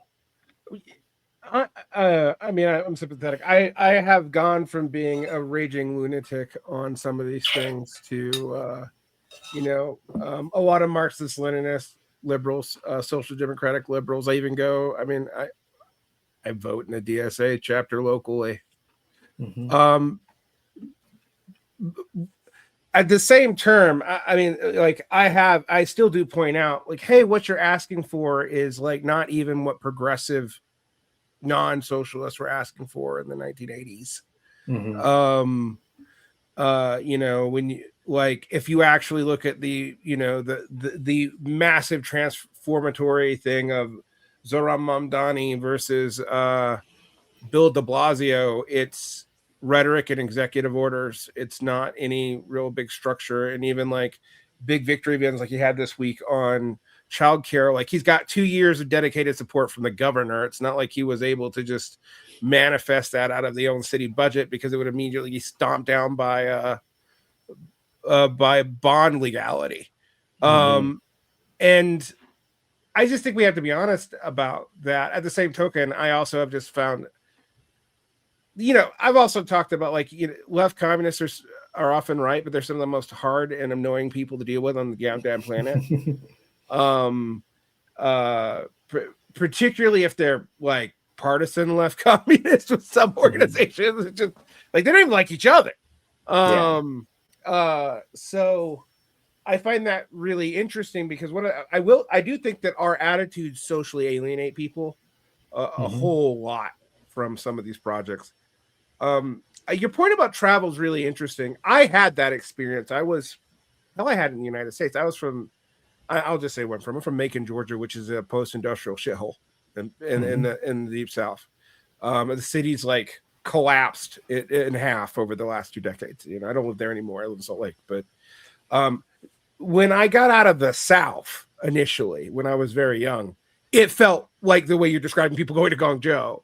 Then when I went to Seoul and Guangzhou and Beijing and Incheon and even Tokyo, I was floored. And I went through the same thing you're talking about. Like, except it wasn't quite socialist coded, because I was like, well, but like the Republic of Korea, which has weird work hours and insane work laws and is very sexist towards women, but they got this and we don't. Like this entire state, I didn't have to take a car. I could afford to take a bus, a taxi, or a train anywhere for years, you know. However, if you stay there long enough and talk to people and you learn even the beginning of the local language, you don't maintain that for more than a year or two. Like, it's just, you start seeing like, oh, there's hidden poverty everywhere. I just don't see it. Yeah. These people all have like all the chaebols have deals with American companies, and it's gonna happen the same way that it happened in Japan, and blah blah blah. The roads are cleaner, the social services work better, but parts of it are still a nightmarescape. And then you know, I traveled a lot around Mexico when I lived in Mexico and did some activism there. And like, even like, it occurred to me, like, people think of this in terms of states and they really shouldn't. Like, you go to Monterrey or District Federal of Mexico City, or even like Oaxaca City, and it's like great. You go to a Zocalo, you know, 40 minutes drive outside of that, and at first it seems like idyllic early 20th century, late 19th century life, and then you stay there for a day, and you're like, oh, okay, this is not actually, you know, that different. Or you live in some place like Cairo where there is only a tiny section, I mean a super tiny section of the kind of like around Katamea and you know, the government head complexes outside of Cairo are like where they built the new Egyptian museum. But even in a relatively affluent neighborhood where I used to live with all the Chinese engineers that we were talking about earlier, you're just like, oh my God. Like social services just go out. They just, you know, go out. There's people huddled everywhere, you know, and you're like, this coexists. It's not, you can go to these places, and particularly as an English speaking, well educated American who can get there. Because the other thing I'd say is a lot of Americans can't. You know, I got lucky. Someone else paid for me to do this. Thank you, international teaching. But when you actually go out and, you know, this probably does blow a lot of people's minds. But you also realize it's totally integrated. Like, you're like, it's completely integrated. And that's also true here. Like, automation, import exports, offshoring. Well, I mean, as Trump has illustrated in some of the more vocal parts of his second term, that stuff was only functional and profitable because it was integrated. And the moment you start breaking the integration down, the supply chains like immediately fall apart and can't be easily rebuilt. Yeah, exactly. And it really talks to, I think we were saying kind of initially with these, concrete kind of political programs and, how kind of minimal they are.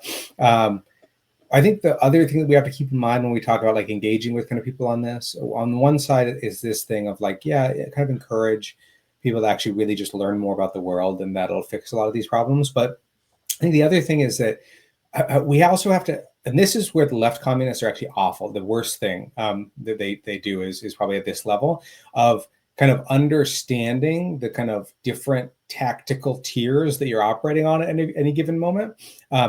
Because what we're really talking about a lot of the time is like, even if we really thoroughly disagree about a lot of these things, are we actually opposed in the immediate term in what we might do locally about political stuff? And I think a lot of the time the answer to that is actually no, not at all. Sometimes it's yes, or they're minor divergences, right? But sorting out those tactical differences is the key thing. That's the other kind of final thing the book talks about quite a bit, is the primacy of these kind of tactical orientations in the moment of struggle. And that, I think, is really where a lot of this stuff is going to be sorted out ultimately. And a lot of it seems so vicious and so different because it has no stakes. It's just kind of voices on the internet talking about this sort of stuff. And if you go to the places where it does matter, you're immediately disenchanted of those kind of views, and you're actually thrown into living politics.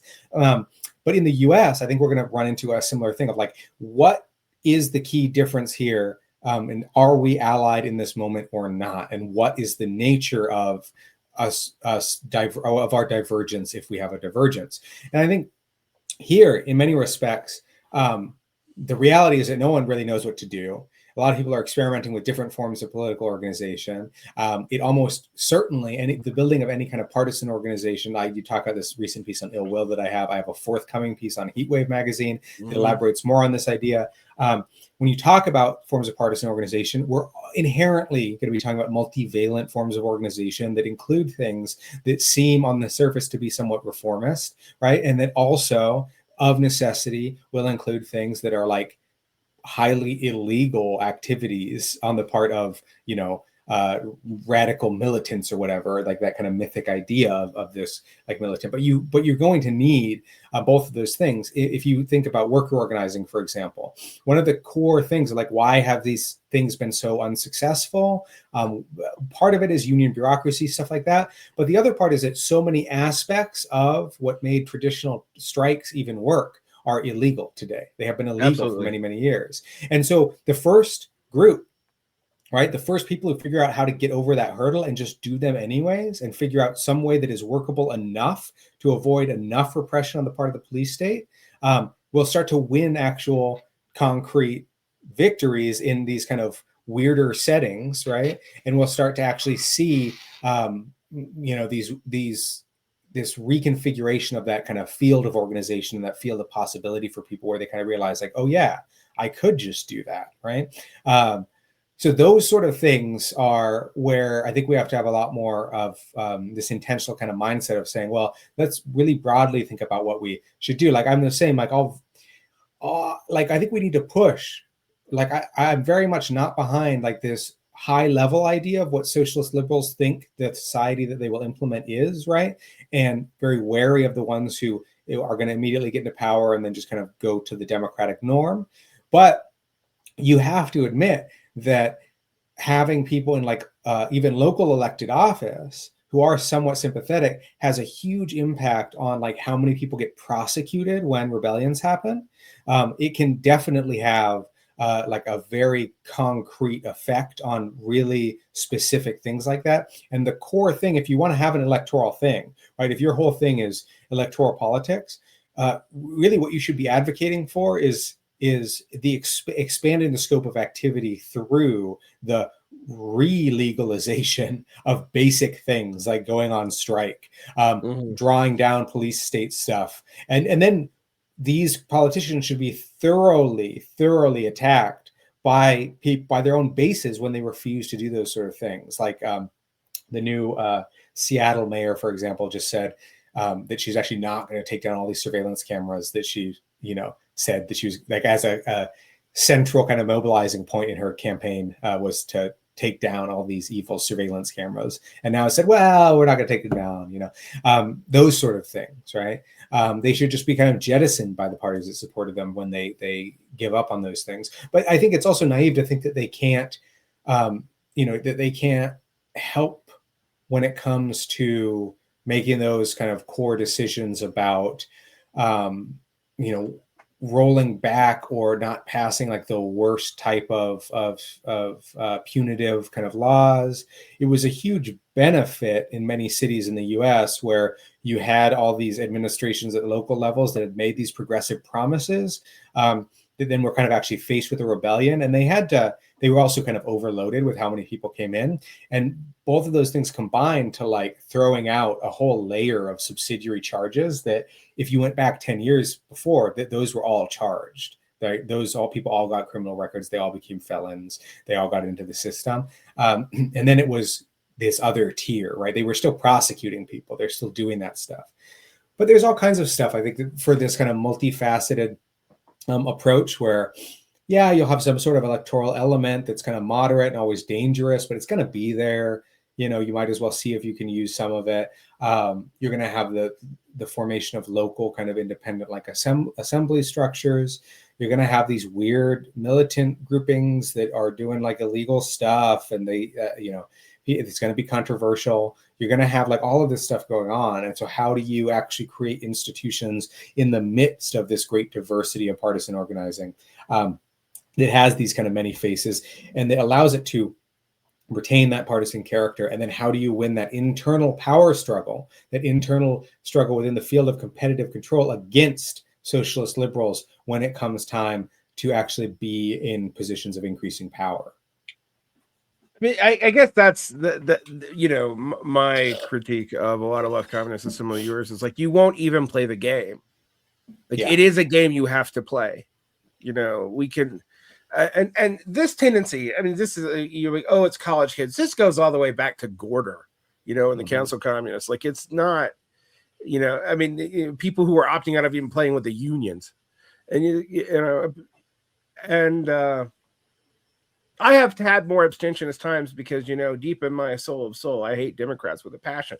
But I also saw what you saw after George Floyd. That it's like, well, it was better to be in some places than others, even though the repressive apparatus of the state was plenty used by these progressive mayors and governors. It was not used as severely as it was during the Bush administration. Part of that, although I also think was scale. From Occupy to BLM 2 after Floyd, the scale is very different. Whereas like something like Stop Cop City, you're going to get crushed. And you saw that. Part of that's like the state apparatus is more hostile in Georgia. Part of that is,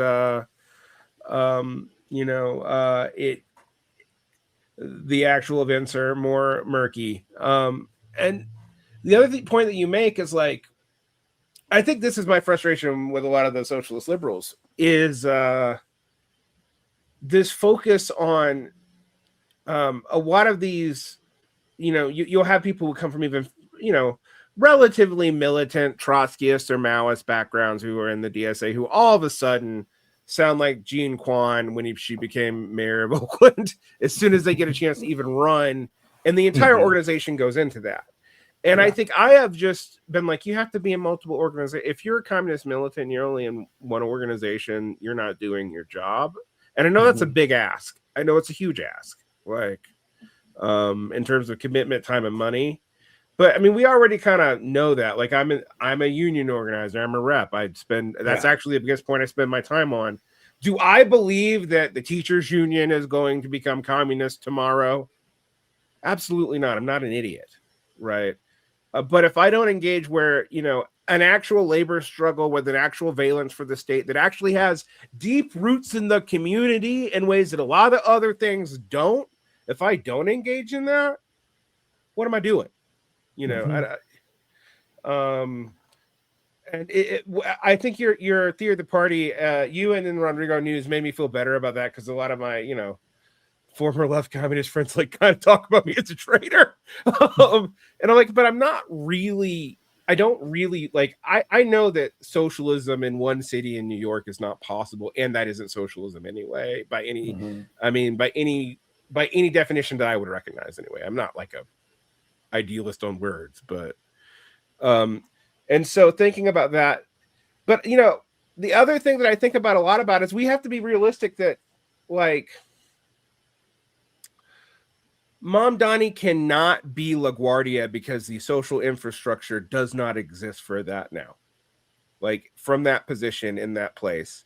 And when he fails, and I'm putting that in quotation marks for those of you who are listening, we need to quit talking about this in terms of just like betrayal or whatever. We need to look at, the intersection, because I think that maybe I'll ask your opinion on this, might be my last question, is all kinds of communists, not just left communists, do this rapid vacillation between like ultra determinism and ultra voluntarism, and depending on who they want to call out and why they want to make excuses for things at any given time. I mean, liberals do it too. It's just not as obvious because they don't have as like clear language for it. Their language is actually way more sophisticated than ours in some ways, even though we have, more obvious jargon. How do you help people navigate that? Because, they're going to have to, otherwise it'll be this perpetual cycle that I see in a lot of these, groups that are predominated by social liberals or predominated by militants or whatever, where you have like, a subcultural dynamic where you got the old timers who came in and were serious and like die hard and they were just there. And then you just chew through young people like it's a children's crusade. Like this is something I think about when we talk about this, are dealing with, like, some of us are going to be able to go abroad and talk about it and like talk about what this means and have spouses or have dated people abroad. We have relationships, but a lot of America doesn't. And like, how do we bring that home more in a clearer way? I mean, I was sort of actually super ecstatic for a while, even though I thought it was full of propaganda, when everybody got on Little Red Book for like 3 days. So it's like, oh, you'll see that China is really not, what you've been told it is, but also probably not what you were projecting upon it either. But yeah, what do you think about that? Yeah, well, on the one, I mean, on that kind of final part of the question, I think that's, people are inherently already kind of being put into increasing just very low level interaction, I think, with like international stuff. In fact, I think that AI stuff is going to accelerate this and really help with it because of automated translation. I think it's going to be a huge thing that'll make a lot of that open in a way that it has not been, at least at a marginal, moderate kind of level. And will allow for kind of increasing kind of engagement and whatnot. There's all kinds of other things I think that are going to increase engagement. Part of it, I think, is also just, it's really not actually that expensive to travel. If you're an American, the passport gets you into a lot of places.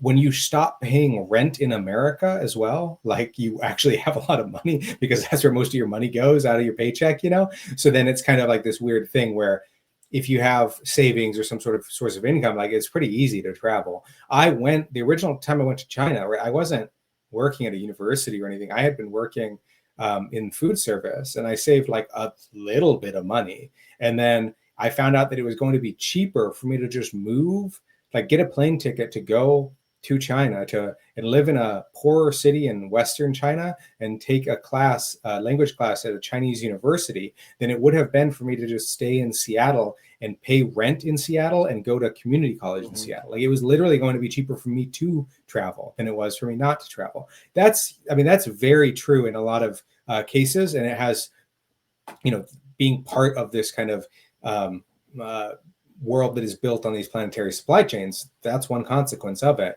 I think people actually don't understand that they are able to travel in some cases. It was so cheaper that's for me one to thing. move outside of the U.S. 15 years ago than it was for me to move within it. Just, Yeah. you know. Yeah, totally. I like it's significantly cheaper than people think it is. It's not, but you're not going to get an American standard of living all the time. I mean, like you are going to be accepting that it kind of depends. But as for the other kind of thing, I find it's always very interesting to me. Like on one side, I'm very interested and curious to kind of pick the brains of some of these DSA type figures. Like I'm very curious what Mamdani thinks he can do, because I don't really think he's like stupid. I think his dad is smarter, but I think that, like, I don't think that he's like uninformed about this stuff. I think that theoretically he's probably not that well read on some of this stuff, but I really don't think he's like uninformed. So I'm very curious in terms of like the mechanics, like the civil level mechanics of what they think that they're doing, how they think that they're going to be doing it. Because if you look at they may have a solution, is my point. Because on the one hand, if you look at the past, the like classic sewer socialist policies, those were funded kind of ironically by these speculative municipal bonds a lot of the time. And there were all these kind of speculative bond structures that finance different types of infrastructure like that, such as the railways, right? And so they were actually doing a lot of that stuff in league with these like Gilded Age, robber baron financier types, because they didn't have opposed interests in that case, right? So they were able to construct these kind of financing ventures based on that sort of thing. And one of the disappointing things, I think, is that a lot of the contemporary sewer socialists don't seem to actually be smart enough to figure out a way to do that. Maybe they're structurally limited in doing it. But I think that on one hand, I think that they actually are not smart enough to figure out a way to do it. I think that you could, if you really wanted to, and you wanted to make those dark deals, right? But I think that they don't actually even realize that you need to do it. I think a lot of them are confused about how those financing structures work, and they really do think that you could just do this stuff. There's like the money is sitting there in some fashion, and you could just move it around, which isn't the case. Maybe we're starting to see a new generation of socialist liberal type politicians who are going to add that stuff up. Maybe it will be like this weird right-wing new populist nationalist Republicans who are going to do it. Like you kind of pointed out, being originally from the South, I did the opposite. I've moved to the South in the past couple of years, and one of the fascinating things is that you do see these really weird new alliances of kind of populist-ish politicians and these especially East Asian multinationals, to create these new localized booms in investment around a bunch of southern cities, which really don't have like a social welfare aspect, but they have more of it than you would expect in many of these cities. Actually, they have more resources given to many of those things, and they have their own weird progressive side, which is often like these laws that are passed to like protect like Amish people, but then actually end up being kind of a general benefit to people, for example, in terms of decriminalizing basic like activities and like food selling, right? There's like those sort of things get passed. And so you do start to see this weird, maybe the very initial movements of like what used to be like a the basis of social Catholicism or whatever, like back in the Christian Democrat type European parties. Those, someone eventually is going to have to be the person who figures out a way to screw over real estate interests to the benefit of larger groups of people, in a way that also can retain some sort of developmental kind of aspect to it by getting some other constituency involved, so some other like corporate constituency involved, right? And I don't think anyone has figured out how to do that yet, but that's the puzzle that I think everyone is poking at when we're talking about within conventional kind of politics. So I'm very curious about what these people like Mamdani think they're going to be able to do, if they understand those sort of limits that they're facing, if they understand them, what do they really think of themselves doing at this kind of historic level? Like, you're always kind of wondering, like, to what extent might people feel in their heart of hearts that they actually are communists in some sense, but they just don't see a tactical path to get there, you know? I don't know. I'm very curious about it, but I also think it just is one of those things where you are starting to see an increasing number of experiments in this regard, both popular experiments and outside of it. And I think in one sense, these politicians that are getting elected, they need to be way more experimental and try much wilder things than they are. They need to be more like Trump, honestly, in every respect. Like, people said you couldn't do that, and then he just does it, right? Like, you can't throw out all international norms and just say you're going to fucking invade Greenland. And no other president would think you could do that, but he just does it, right? So I think that those sort of things is kind of calling the bluff of civility. I think we need a lot more of those DSA type politicians doing that, and they don't do it because they're cowards most of the time. That's the problem, right? Where they don't actually have that gusto that you get with right-wing politicians. But we kind of need that much more volatile, much more weird stuff, just to say, like, what can I do? Like Mamdani, for example, or any of these DSA progressive coward people, right? Like, what are they going to do about ICE? What are they going to fucking do? They keep saying, oh, ICE isn't welcome here. And it's like, really? What are you going to fucking do about it? And I want them to try to actually answer that question, try to actually figure out what they would do about it, right? Waltz in Minnesota, he's like, I'm going to deploy the National Guard against the protesters, right? Like, that's their solution so far.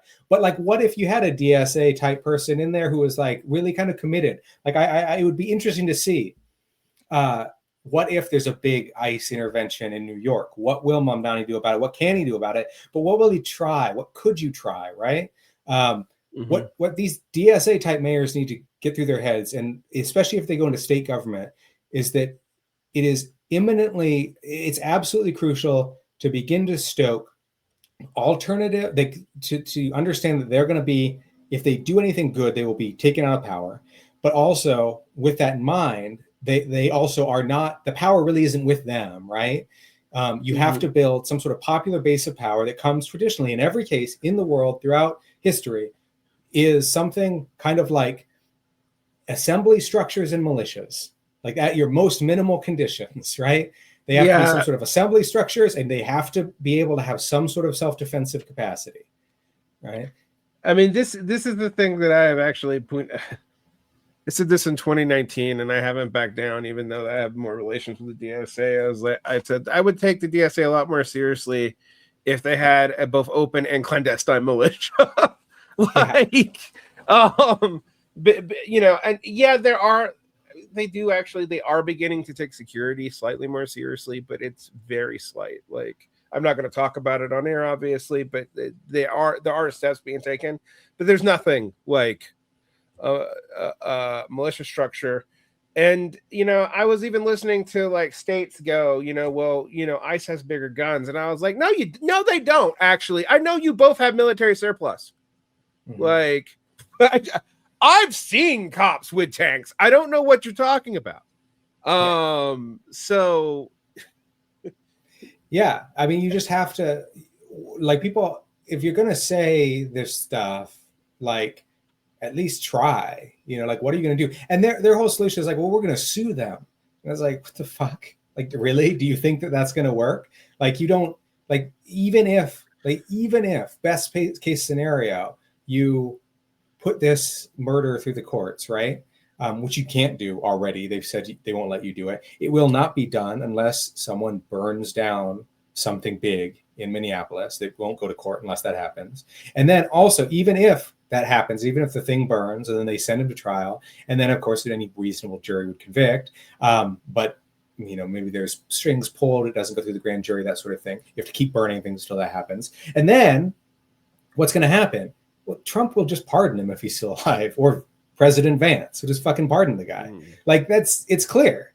Like, everyone knows that the court system is broken. It's not ever going to work. You cannot litigate anything anymore in any of these regards. You can win maybe minor local victories, little things that aren't that important. You can push against it. You can clog up the court system. You can file the petitions or whatever, but no one has faith that that's going to work. No one has faith that if you win the House back in the midterms, they're going to be able to fucking do anything. Because it's clear that Trump, the executive, they don't need the permission of Congress to invade fucking Venezuela, to put boots on the ground in Greenland. Like, they don't need any of this shit. They've sent federal troops to American cities to murder American citizens as well. Like this, the classic fear of the libertarians is occurring, right? And everyone is being completely spineless about it. There's like, these people are saying we're going to put ICE out of the city, and then they don't have any plan to do it. And then they'll hold a little vigil, maybe, and like that's the most that you'll kind of get. So it's very interesting to kind of see what some of these electoral forces might, experiment with. Like, how do they really kind of think you can kind of respond to these sort of things? And then, of course, for us, for partisan organizing, we have this alternate question of how can you stoke the formation of kind of like assembly and self-defensive infrastructure across the populace at large from our current kind of positions. Yeah. Why are right-wingers the only people with militias? I mean, because it seems to work for them. I think about, particularly, I don't know how much you think about this, but I think I might live to see American Vulcanization. Like, I really do at this point. Yeah, I feel like it's something is going to happen. I think that there's multiple pathways for it. Maybe I'll write something at some point that really details all of this. But like, the most likely outcome right now, you're definitely America, as is already popular on the internet, America is entering its century of humiliation, right? Or it has already entered it. It's very clear that those are the kind of conditions. It's not clear how, even if, obviously, like the kind of Trumpist thing is not a solution to that. It's just reinforcing it. It's creating these spheres of influence that are not actually reviving the imperial project. The only one who could revive that imperial project at scale would be, actually, ironically, some sort of socialist liberal force, like a super Bernie Sanders figure who could restore the American imperium to its previous position by forcing through all these kind of social things and inducing all these wars that then restore value production, et cetera, et cetera. But then at the same time, America's... It's hard to actually imagine the exact sequence of events that would result in any sort of balkanization, any sort of actual open civil war. It's latent, and it clearly those tensions are kind of building. Something will happen, but it's going to be uglier and messier, I think, than people kind of think it will. Very less clear-cut kind of lines, and then also there's a lot more inertia than it's often kind of. Like, you have these anarchists who've been predicting for the last 20 years that America is going to fall into balkanization and civil war, and it hasn't, right? They say it's 5 years down the line, and then the 5 years passes, It's just like people, I mean, I chided someone who told me to read Michael Hudson and some of these, like, geopolitical MMTers and Marxist-Leninists who've been predicting the immediate collapse of the US dollar now for 2 decades. And I'm like, de-dollarization is happening. You are correct about that trend, but you keep really on making slow. But it's incredibly slow. And I'm just like, and historically, that's how empires unwind. That's how, like, a lot of times when balkanization happens, you just wake up and you're not in the same country anymore. There is no big event. Like the apparatus erodes, it shrinks back,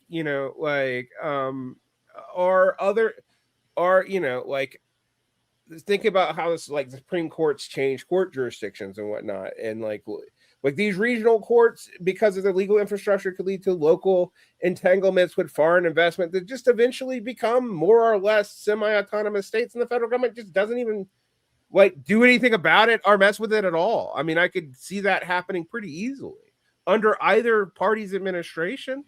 But I do think the social tensions are very real. I just tell people, like, you think it's going to come about in this cataclysmic way. And, one of the things I got from your book is, like, the natural processes that we see, natural is not really the right word, but let's say structural processes that we see, they're sometimes centuries long. And I think, I do think maybe communist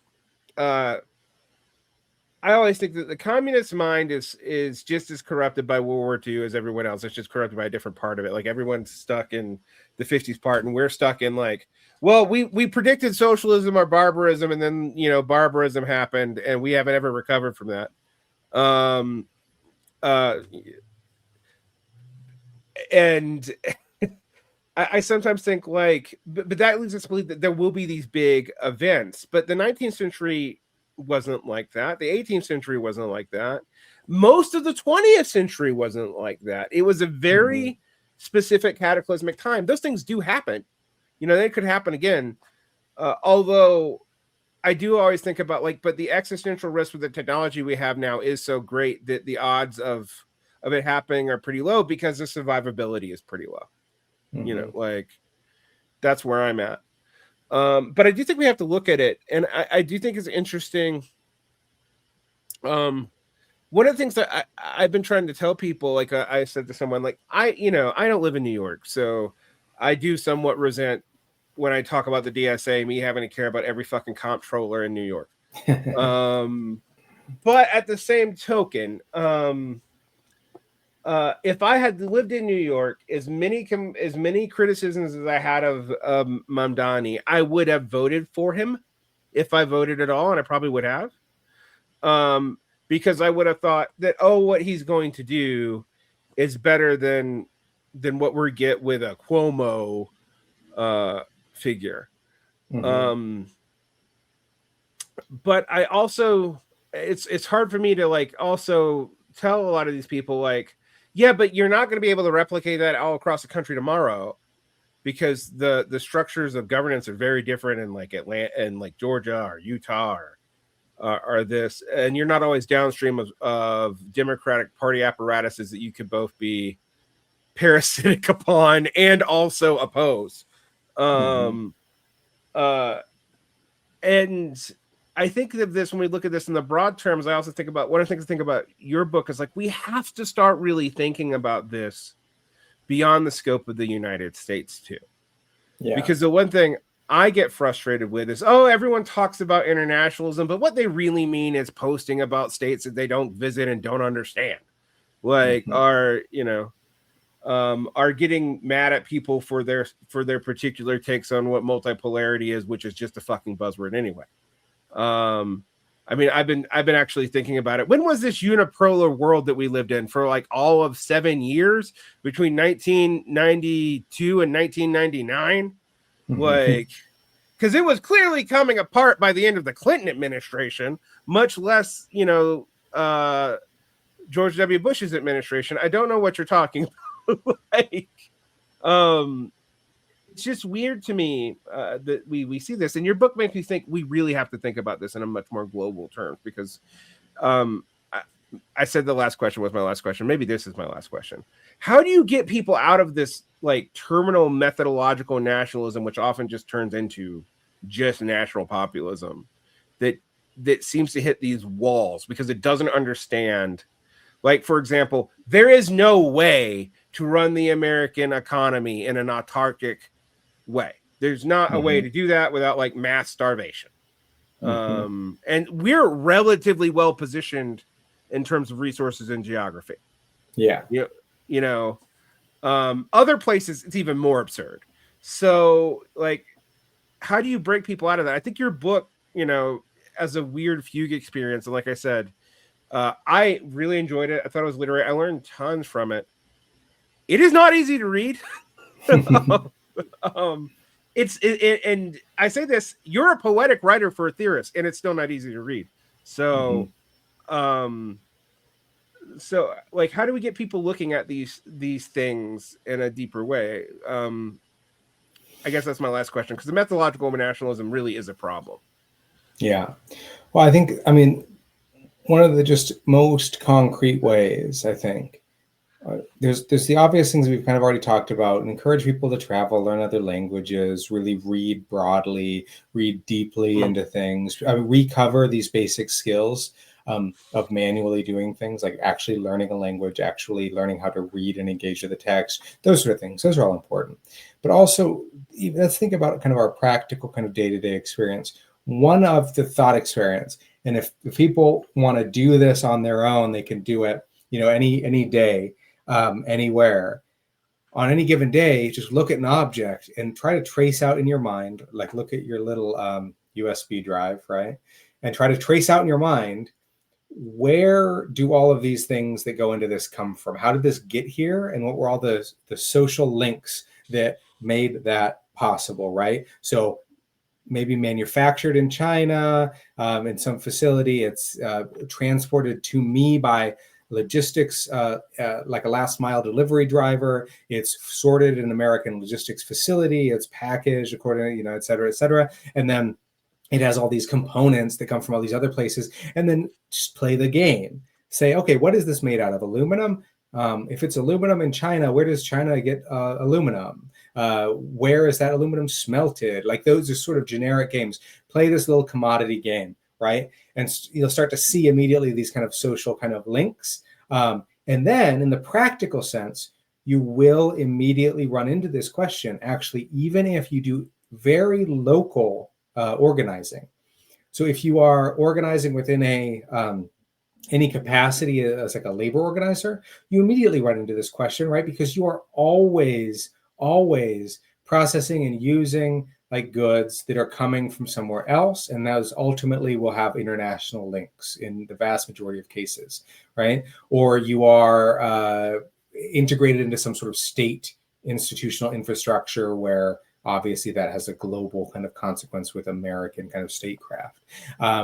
If you are talking about local organizing in the sense of like community level organizing, gentrification type things, you actually immediately begin to realize these global networks of capital that are driving those developmental processes when you start to investigate the concrete issues that you are organizing on in your day-to-day life, right? So when actually a lot of what the Hellworld project began as were these really concrete questions about why does, at the time, right, I was in the Seattle Tacoma area, like, why does this area look like this, and why does it pose these particular organizing problems to us when I'm a food worker trying to organize for higher wages and better kind of living conditions in general in these sort of cities? Why do these cities look like this? Why does so much of this money go to these real estate deals?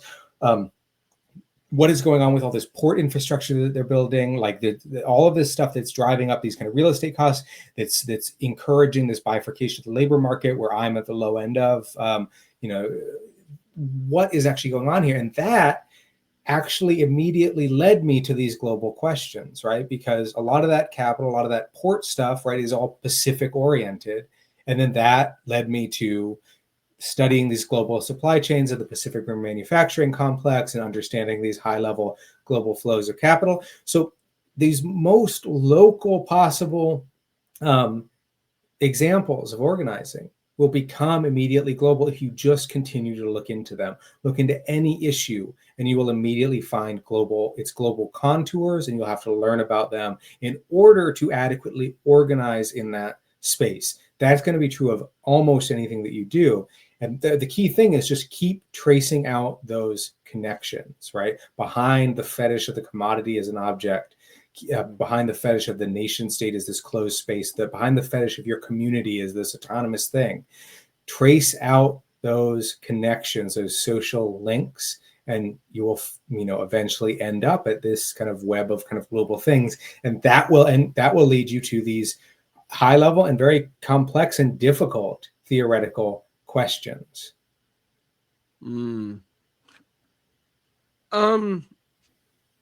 Yeah, I think that's a good place to end it. Where can people find more of your work in addition to your Substack?